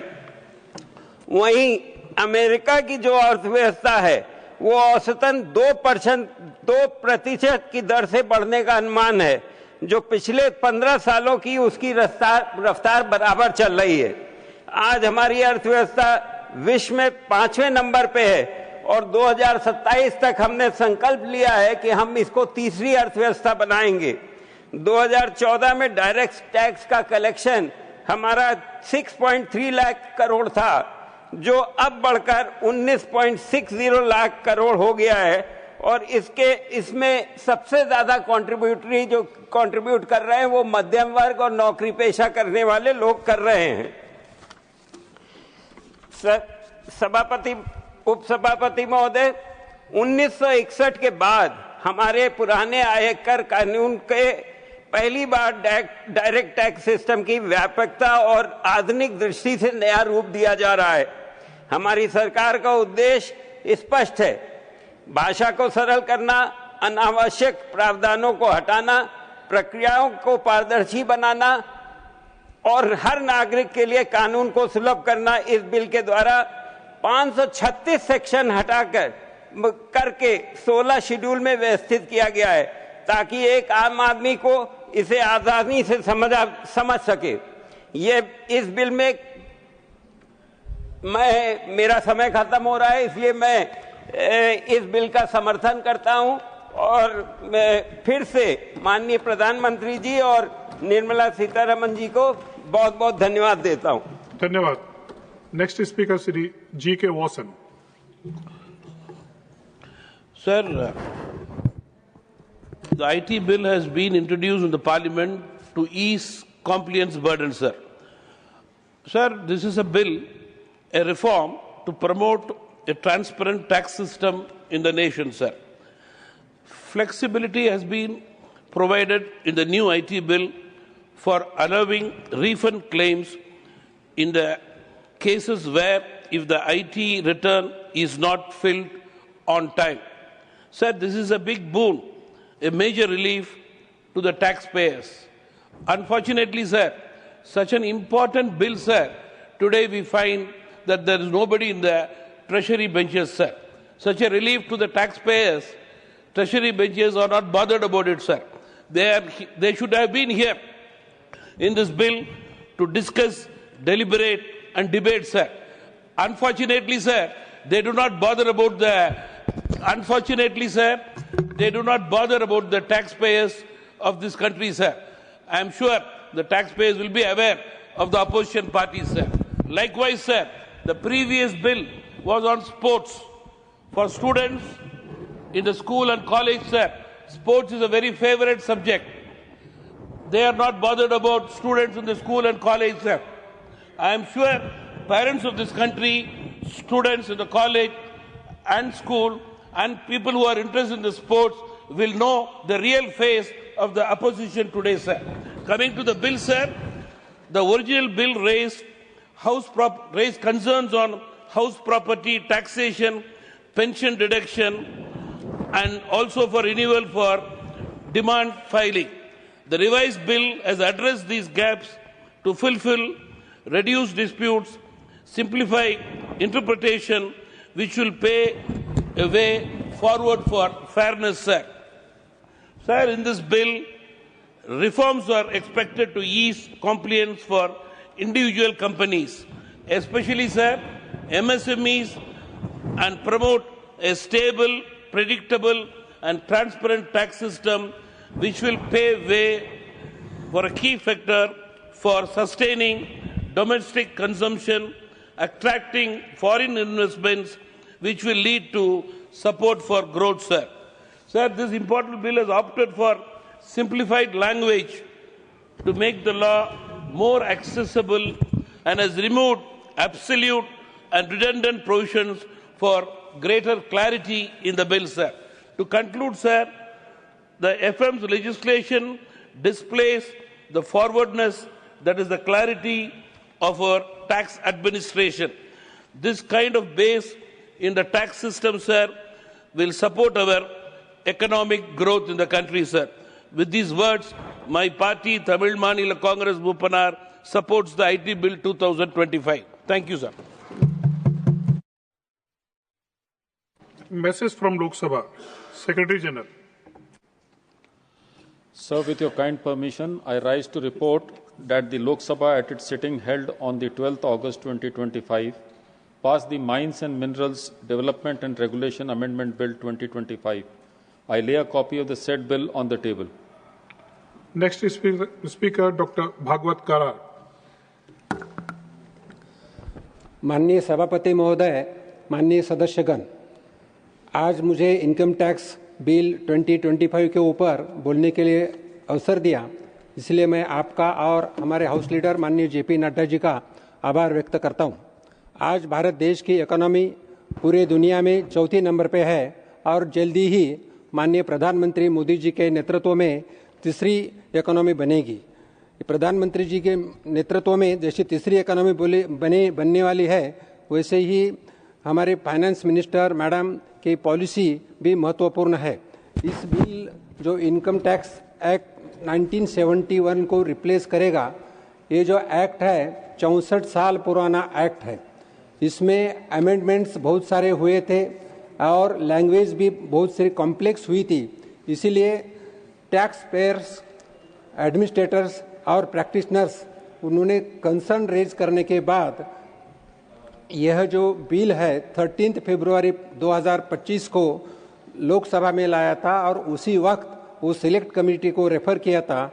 सिलेक्ट कमेटी के जो कुछ रिकमेंडेशंस है वो लेने के बाद 21 जुलाई को वापस लोकसभा में आया और उनके बाद अभी अलग अलग स्टेक होल्डर्स हो और उन्हीं का ओपिनियन लेके अभी आज अपने सामने बिल आया है। माननीय प्रधानमंत्री जी के नेतृत्व में जन भागीदारी को बहुत ही इम्पोर्टेंस दिया जाता है।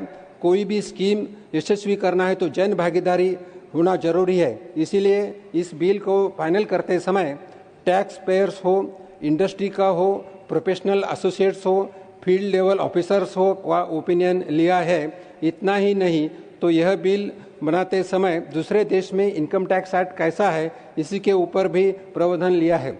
इसमें करते समय मोर देन 60,000 आवर्स डेडिकेट किया है और ये बिल बहुत ही सिंपल और लीगल लैंग्वेज में बनाया है। जैसे पूर्व वक्ता ने बताया कि पहला जो इनकम टैक्स एक्ट है उसमें 47 चैप्टर्स थे। इस बिल में सिर्फ 23 है। सेक्शंस 819 थे, अभी 536 है और वर्ड्स अगर देखें 5.12 लाख से सिर्फ 2.60 लाख वर्ड्स है।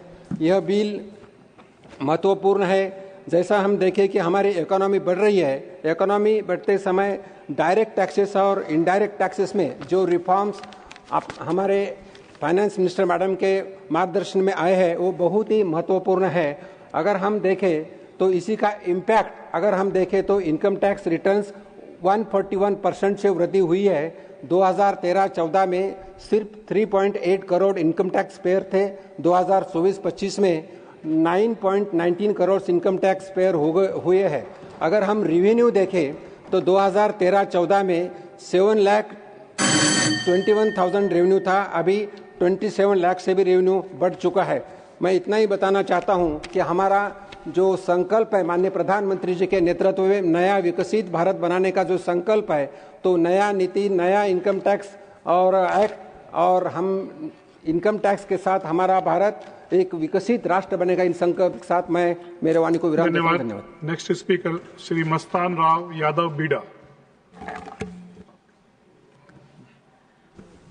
Thank you, sir. Thank you for giving me the opportunity. I, on behalf of our Telugu Desam party and our leader, Sri Nara Chandrababu Naidu Garu, rise to speak on the bill, Income Tax Bill 2025 and Taxation Laws Amendment Bill 2025. The new Income Tax Bill is a piece of legislation that marks a turning point in India's direct tax history. This bill is not merely a replacement of Income Tax Act 1961. It is the result of over a decade of reforms aimed at making our tax system simplified, fairer and more predictable. When NDA government came to power in 2014, we inherited a tax system weighed down by complexity, delays and mistrust.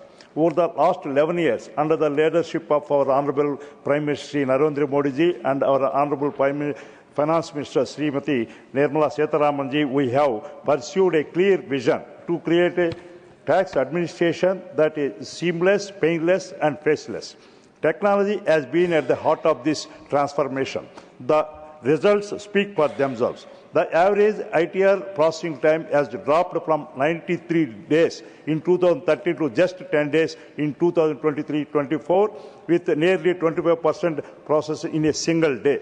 ITR filings, including updated returns, have risen by 141% from 3.8 crore in financial year 2013-14 to 9.19 crore in financial year 2024-25. gross direct tax collections have increased by 274% from 7.21 lakh crore to 27.02 lakh crores in the same period, sir.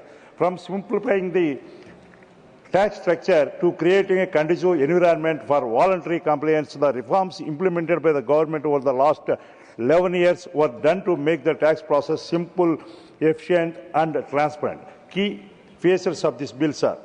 The bill reflects the three guiding principles of any good legislation: trust, transparency, and simplification. Number one, a simpler tax regime. The new bill removes redundant provisions, consolidates overlapping clauses, and introduces plain, clear definitions. Number two, new tax regime under clause 2021. This regime sets out straightforward slab rates. Number three, enhanced taxpayer services. A dedicated Directorate of Taxpayer Services now oversees grievances, redressal, and service delivery. Ensures that most grievances are resolved within 15 to 30 days. Number four, explained reliefs and exemptions. Clear provisions for commuted pensions deductions, extending benefits to individuals outside the formal employment framework. Removal of alternative minimum tax for LLPs, lease compliance for charitable trust, relax.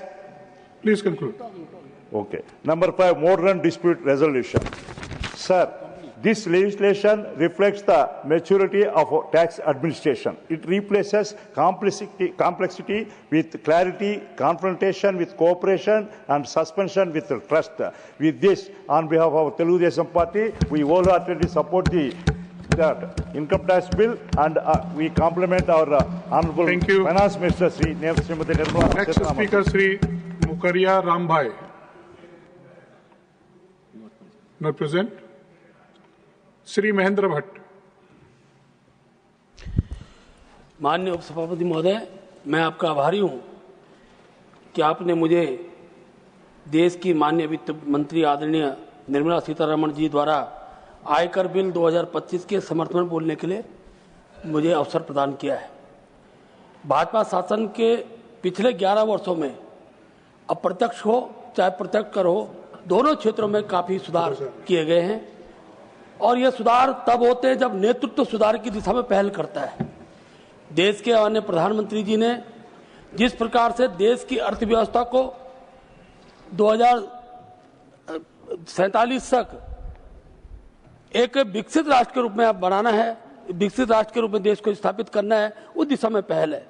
आयकर अधिनियम 1961 की प्रतिस्थापित करने वाला यह आयकर विधेयक इस यात्रा में मील का पत्थर साबित होगा। महोदय, 2014 में सरकार बनने के बाद ईमानदारी से करदाताओं की महत्वपूर्ण भूमिका को रेखांकित करने वाला ये विधेयक में ये प्रावधान किया गया है, और ये कार्य लगातार चल रहे हैं। बीच के कालखंड में भारत की अर्थव्यवस्था लाइसेंस पर आधारित अर्थव्यवस्था रही। इस अवधि में कर प्रशासन भी अविश्वास और टकराव केंद्रित रहा, जो आज विश्वसनीय और पारदर्शी बनाने का प्रयास जारी है। उसी का परिणाम है महोदय कि ITR की दाखिलें अब 141% बढ़ी हैं। इसी प्रकार सकल प्रत्यक्ष कर संग्रह 274% की वृद्धि हुई है। यह अपने आप में बहुत सराहनीय प्रयास है, और मैं कह सकता हूं इस बिल के आने के बाद निश्चित रूप से इसमें और गुणात्मक वृद्धि होगी। महोदय, इस पहल से कर प्रशासन तेज, अधिक पारदर्शी, करदाताओं के अनुकूल डाटा का उपयोग, कर रिटर्न भरने का जो अधिकार दिया गया है, उससे बहुत लाभ होने वाला है। CPC ने औसत प्रोसेसिंग समय 2014 के 93 दिनों से घटाकर 10 दिन कर दिया गया है। इस अधिनियम के बाद कर प्रणाली अधिक न्याय संगत, सरल होगी। सुधार का उद्देश्य लोगों और व्यवसायों को स्थिरता का भरोसा दिलाएगा। आकलन में लगने वाला समय तथा पुनः खोलने में लगने वाला समय इसके अंतर्गत कम किया गया है। अपीलों की मौद्रिक सीमाएं बढ़ाकर अनावश्यक विवाद कम करने का इस विधेयक में प्रावधान किया गया है। व्यक्तियों के लिए कर युक्त आय 12 लाख तक बढ़ाई गई। स्लैब दरों का भी युक्तिकरण किया गया। ये एक सकारात्मक पहल था। महोदय, समय कम है इसलिए संक्षेप में विषय को रखूंगा। इसके अंतर्गत करदाताओं की सेवाएं अनुपालन में सुगमता हो, इसका प्रावधान किया गया है। शिकायतों का निवारण का तंत्र इसमें बहाल किया गया है। करदाता चार्टर स्थापित किया गया है। मैं सारे विषय की चर्चा संक्षेप में विषय को रख रहा हूं। कर ढांचे और आईटीआर का सरलीकरण का पूर्व वक्ताओं ने विषय रखा है। इसमें बहुत अच्छा एक प्रावधान किया गया है।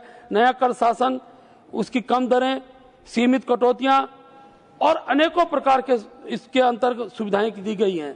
करदाता चार्टर की दृष्टि में कहूं 19 अगस्त 2020 को खत्म समय हो गया। जी विधिक रूप से अनुसूचित धारा 119A section 1109A income tax act के तहत अनेकों प्रावधान इसमें किए गए। इसलिए मैं कह सकता हूं कि माननीय वित्त मंत्री जी द्वारा ये विधेयक जो लाया गया है, मैं इस विधेयक का समर्थन करता हूं और यह विधेयक देश को विकसित राष्ट्र के रूप में स्थापित करने में सहायक सिद्ध होगा। बहुत बहुत धन्यवाद। धन्यवाद। माननीय मंत्री Shrimati Nirmala Sitharaman ji to reply the discussion.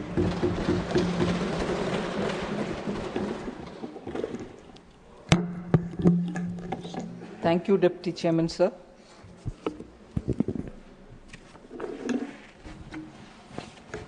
So in the July 24 budget, a comprehensive review of the Income Tax Act was mentioned, and that announcement is the trigger which has led to reviewing the 1961 Income Tax Act, which, since its passing in 1961, has over the decades accumulated a lot of newer features, such as the TDS, the MAT, the transfer pricing rules, advance pricing, which are several agreements, and several dispute resolution rules. So each of these have served a purpose but have made the law itself very complex. So it was very tough to navigate for an ordinary citizen who's wanting to file his returns. But the largely dense and complex structure of that Income Tax 1961 Act resulted in various interpretations, and several avoidable disputes kept mounting. So not so much for the rate, but for the language of the Act, we were subject to too many litigations. So the density and the complexity of the Act and the verbose way in which the Act got written over the decades, with the different styles dominating it, made the Act very, very tedious for anyone to use. And in fact, many of the provisions of the Act reached the sunset clauses. So you were given a tax benefit for up to a certain number of years, and nearer the closure, some of them were not even reviewed. So the sunset clause existed, and at that time more reviews had to happen, whether the sunset should continue or you should close it. These kind of things have also made it sound as though it has become outdated in parts, not the whole thing, but in some parts. Therefore, we needed a new law, and that is why in July 24 budget, I had announced that we'll come with a comprehensive review of Income Tax Act 1961 to make it concise, lucid, easy to read, and easy to understand. So that is the main objective with which we started this, sir. It was the review and the new income tax bill, which is now the subject of our discussion, were completed in record 6 months' time and introduced in the budget session of February 2025. This year budget session, we introduced it. The drafting of the new bill itself involved 75,000 person hours. That is the extent to which we... Manya Mantri ji, okay. Honorable members, it is now 6 p.m. If the House agrees, we will sit beyond 6 p.m. today till the disposal of the Income Tax Bill 2025 and Taxation Laws Amendment Bill 2025. Do I have the leave of the House to extend the sitting beyond 6 p.m.? Yes. Thank you. Honorable Minister. So, sir, the team of dedicated officers, I must appreciate the CBDT and also the Department of Revenue, who together did the drafting of the new bill, as I said, taking 75,000 person hours, with a team of dedicated officers. So the Income Tax Department worked very earnestly and repeatedly went through for any overlaps or errors in the language and kept itself constantly reviewing and correcting, reiterating, and so on. So, before I get into the features of the bill, and I wouldn't take long to give the data, this is a bill which is going to be very consequential.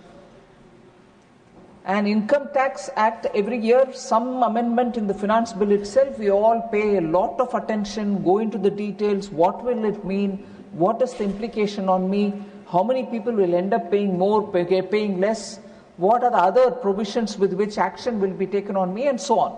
All of us are quite aware of that.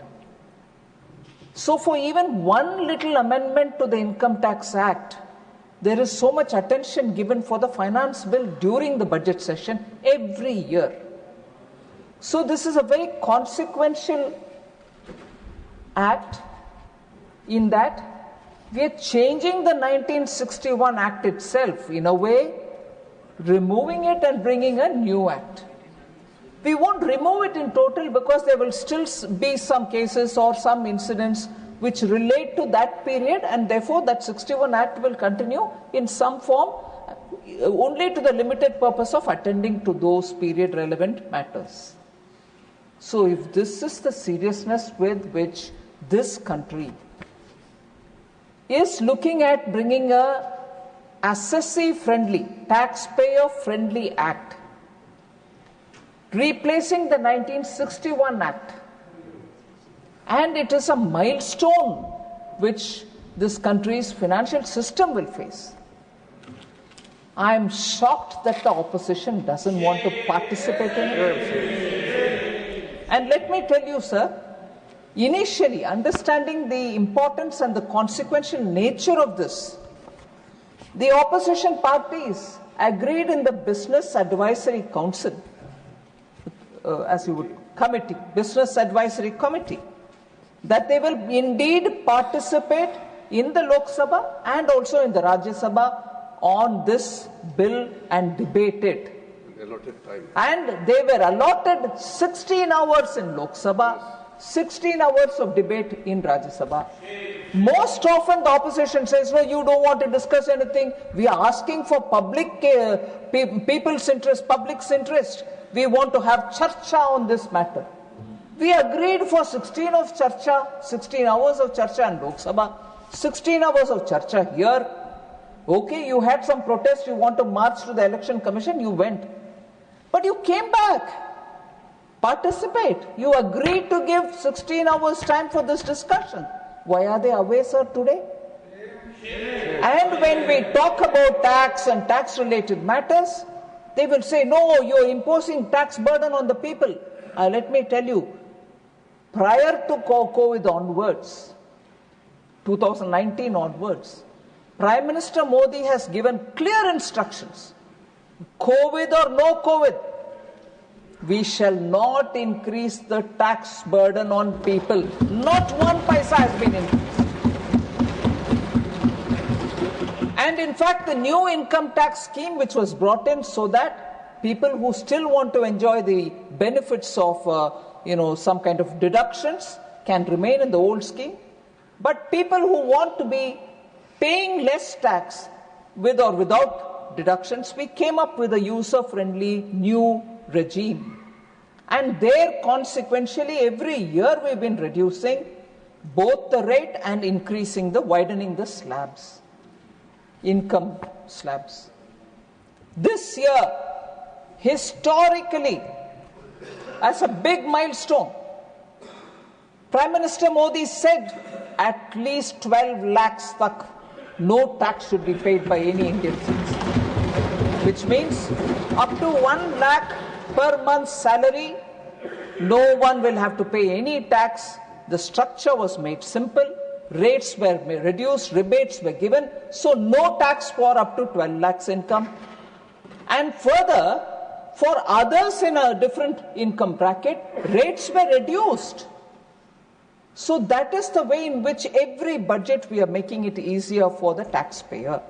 Now, the point that I wanted to highlight is, if there's so much concern, and rightly as an opposition party they should have the concern for taxpayers, that they should not be burdened. The rate was brought down till 12 lakhs in the budget, which was in the finance bill of February 2025. Now, as promised in the July budget 2024, we are simplifying the whole tax law itself so that compliance will be easy. Even that is a very big step, as I said. And for that, when allocation of time also has been given, opposition is failing its duty in serving the people of India that they don't want to participate in this discussion, neither in Lok Sabha nor here.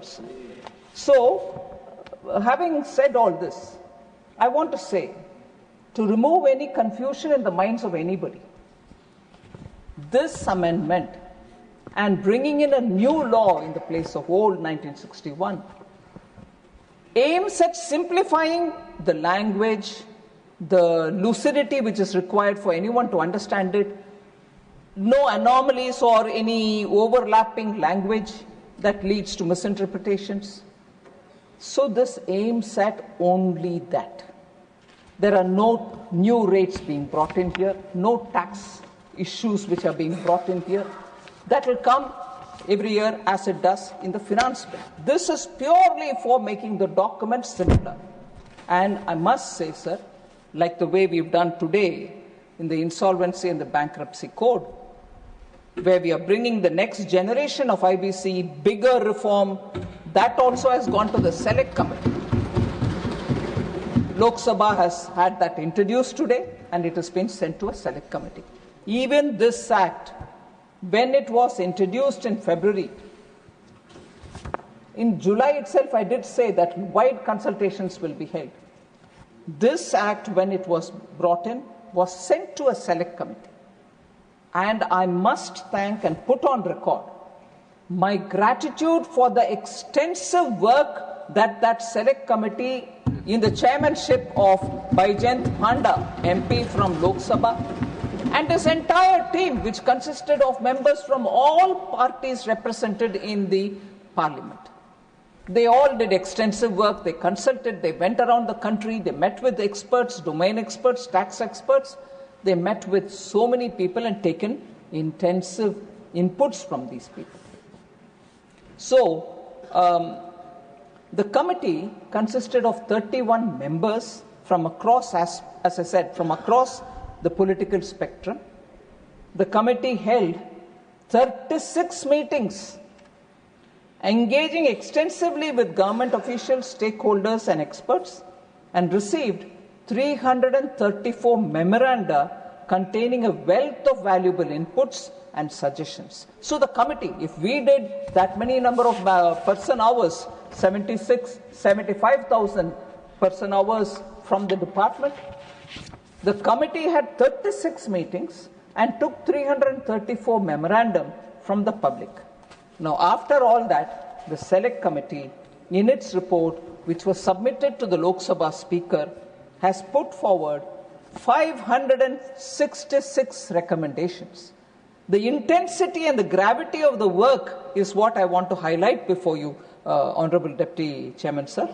Of these 566 recommendations, the committee itself agreed to department's view in response. The suggestions came, the department gave its response. The committee agreed for the department's view for about 370 cases. So 566 was the suggestion given. In 370 proposed cases, accepted the clause as was proposed in 370 cases. Further, sir, not going into too much details, but it is so important that I want to give a few information to you. Redundant provisions were removed. Archaic languages were also removed. We have reduced the number of sections which many honorable members spoke about. The total number of sections, sir, were 819 in the 1961 Act. 819 sections. They have now come down to 536 sections. Complete cutting down. And the number of chapters were 47 in the 1961 Act. We have cut it down to 23 only. The number of words, which again many members spoke about it, 5.12 lakh words were there in the 1961 Act. It has been now brought down to 2.6, literally half the size of what it was. Also, sir, because we are talking of 21st century, people are very used to having a lot of graphs, pictorial depictions, tables and matrix given to them so that they can easily understand things. So people have got used to that. Normally, our laws don't have any of these. They go very staid in language, very staid in the way the language is used, and only text will follow further text. Whereas we thought, since we are working this century, we should have tables to make people understand how the law functions, where possible. And we are also showing through formulations as to how it will function. So for the first time in this Act, we have brought 39 new tables and 40 new formulae to replace textual narration. So when people see numbers, when they see comparisons, or when they see it laid out in a simpler format, it is easy for them. So we've adopted this novel method in a law, in an act which is going to be passed by the Parliament, which normally doesn't happen. So the changes are not just merely superficial. They reflect a new simplified approach for tax administration. This learner more focused law is designed to make it easy to read, understand and implement. So as we are going through this exercise, sir, the officers of the CBDT are actively engaged in redrafting the rules, the subordinate legislations, with the same objective of simplifying both the provisions and the associated forms. So when the law is simple, you're able to read it easily, no interpretation problem. But what happens to the assessee when he gets the form in front of him in the computer? Even that is being simplified. So as is said in the Act itself, if everything goes well and if we are able to pass it, and I'm sure there will be members watching it very cleanly, the systems, the computer systems which run our income tax will all have to be now rebooted for the newer law.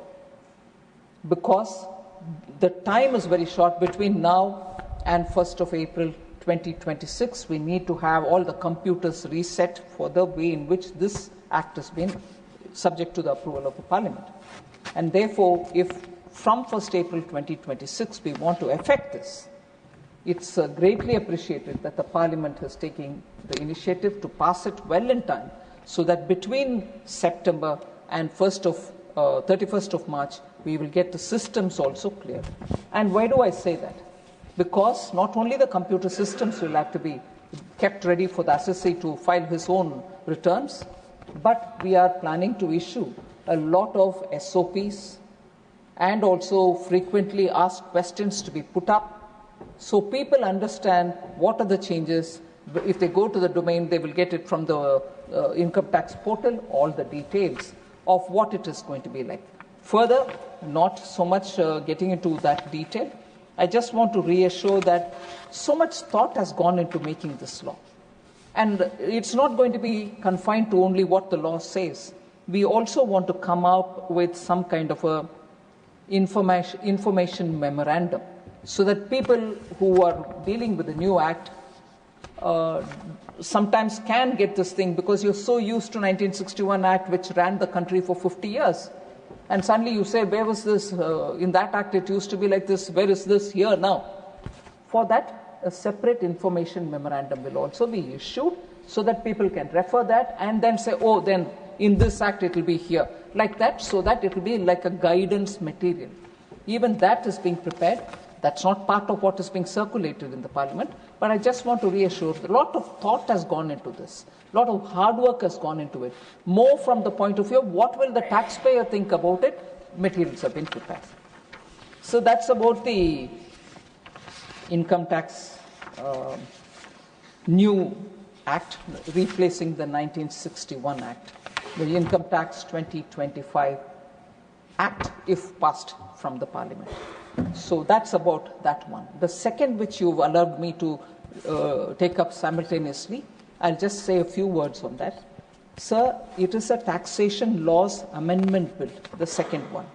Normally, taxation amendments are done during the finance bill. But some extraordinary situations, we do come up with corrections. There are 4 things this time which we want to bring in here. We could have waited for the finance bill, but because the economy, people, everybody wants to have very quickly a look at how these are developing, we've just done 4 things. One is giving tax exemption on dividend interest and also long-term capital gains to sovereign wealth funds and pension funds investing in infrastructure between 1/4/2020 and 31/3/2030, subject to notification. The Public Investment Fund, which is, and its largely wholly owned subsidiaries, will be named directly in the section for exemption. PIF is from Saudi Arabia. So that fund is being, like the way we've given earlier for other sovereign funds. That is one. Second, abatement of all assessments for block periods in such cases until block assessment order, which will be a major reform and ease of doing business step. So they can treat the entire block. Even in between one of the years there was a search, they didn't have to have confusion. Then there was this 75,000 rupees deduction, standard deduction offered for the income tax. People had a confusion saying, is this available for salaried people? What will happen? So we have given a clarification there. So hardly about 3 of them. And fourth is the unified pension related things, where confusion on deduction, if there is a parity with NPS and so on. So for that, we've brought in 3 points, which will be part of the taxation law, which is here. So above 4 changes are, sir. This is a very important line. I want the honorable members to concentrate on this. The above 4 changes which are coming through this tax law amendment are for the Income Tax Act of 1961. We are talking about income tax bill which is getting replaced because of language and other things and bringing 2025. But the old and the current prevailing act, 1961, requires these amendments. But these have also been, this is where I want the attention of the honorable members. So these amendments are coming into the 1961 acts. But these have also been incorporated in the new income tax bill also.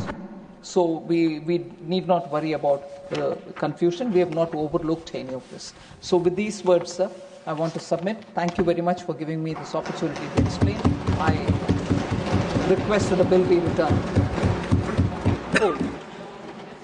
I shall now... So 1 minute. Yes, please. 1 or 2 members had raised... yes. I just want to answer them. The first one is about a point which Niranjan Reddy ji, he is not here. Just call out. I just want to, YSRCP. So he had raised this point that there need to be sufficient safeguards, guardrails for protecting privacy in searches. I want to tell the members, sir, search provisions have been rationalized in this bill. These have been done to adequately cover the cases where there could be some technological challenges. However, I want to underline the fact that no new power has been given to the officials through this act. There is no new power assigned to the tax authorities. However, to allay the apprehensions, as I said earlier, to allay the apprehensions of honorable member and other taxpayers, CBDT will come out with a SOP as to how to deal with the personal information seized during searches. Because most often when searches happen, the computers are seized, people get panicky, they don't know what to do with it. So there will be an SOP issued for the assessee to know how to deal with such search-related matter. The second point that Niranjan Reddy ji had said, for some kind of appreciation of honest taxpayer, we also give certificates to honest regular taxpayers. I hope he's not missed out on that. I just want to inform him on that. So the other honorable member who spoke was Sanjay Kumar Jha, who had raised this issue of computer systems used in search provisions, saying that the definition is too wide. I just want to assure the member that all of us would appreciate that the definition of computer system has to be wide enough, sir. Today, the computer systems are of so many different varieties. Technology is making it wider. Technology is changing it rapidly. So by keeping it wider, we are giving an option for the taxpayer also that your computer, your technology that you're using is also covered under the definition. Otherwise, normally what happens is they look at the narrow definition and say, hey, you can't touch my computer because this is not defined by you. So we've kept that wider. With fast changing technology, most of the data is now stored in sophisticated digital devices. Therefore, for access to such data, there have been some rationalization in the search provisions, particularly where there is a cooperation from taxpayers. Sometimes taxpayers don't cooperate. Recently, most of our honorable members would have read in the newspapers that when the search happened, when they went for doing the search, they completely refused to give access to the computers. They said, we don't have the password. And the password, according to them, is kept in the country from where they have come. So they are making money in this country, and when wrongdoings are suspected, and when we go to search them, they refuse to give access to their computers. They refuse the password. So how do you told to? But you're governed by the law of the land here. So such things happen when technology is actively used in running a business. So to allay the apprehensions again, CBDT will bring out detailed SOP for handling digital data. Thank you very much. Thank you. I shall now put the motion regarding consideration of the Income Tax Bill 2025 to vote.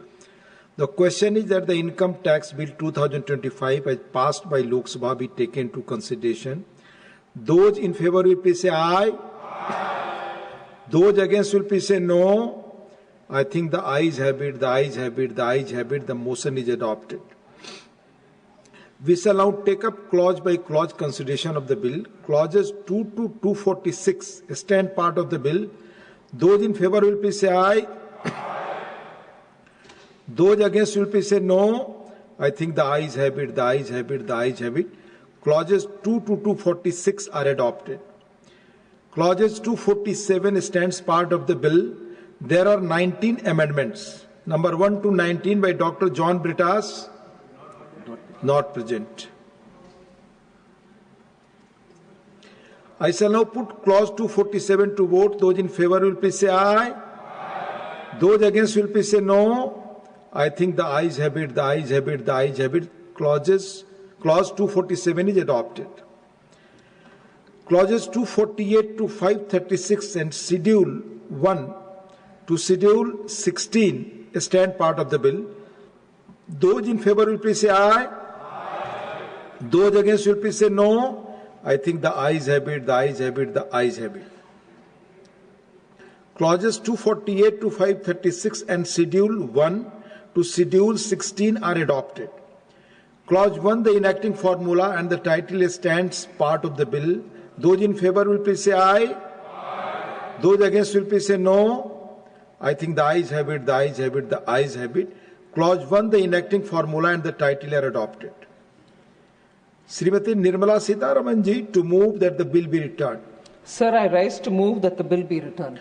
Motion moved that the bill be returned. The question is that the bill be returned. Those in favor will please say aye. Aye. Those against will please say no. I think the ayes have it, the ayes have it, the ayes have it. The bill is returned. I shall now put the motion regarding consideration of the Taxation Laws Amendment Bill 2025 to vote. The question is that the Taxation Laws Amendment Bill 2025 as passed by Lok Sabha be taken into consideration. Those in favor will please say aye. Those against will please say no. I think the ayes have it, the ayes have it, the ayes have it. The motion is adopted. We shall now take up clause by clause consideration of the bill. Clauses 2 to 5 stand part of the bill. Those in favor will please say aye. Those against will please say no. I think the ayes have it, the ayes have it, the ayes have it. Clauses 2 to 5 are adopted. Clause 1, the enacting formula and the title stands part of the bill. Those in favor will please say aye. Those against will please say no. I think the ayes have it, the ayes have it, the ayes have it. Clause 1, the enacting formula and the title are adopted. Srimati Nirmala Sitharamanji to move that the bill be returned. Sir, I rise to move that the bill be returned. Motion moved that the bill be returned. The question is that the bill be returned. Those in favor will please say aye. Those against will please say no. I think the ayes have it, the ayes have it, the ayes have it. The bill is returned. Honorable members, the House stands adjourned to meet at 11 a.m. on Monday, the 18th August 2025.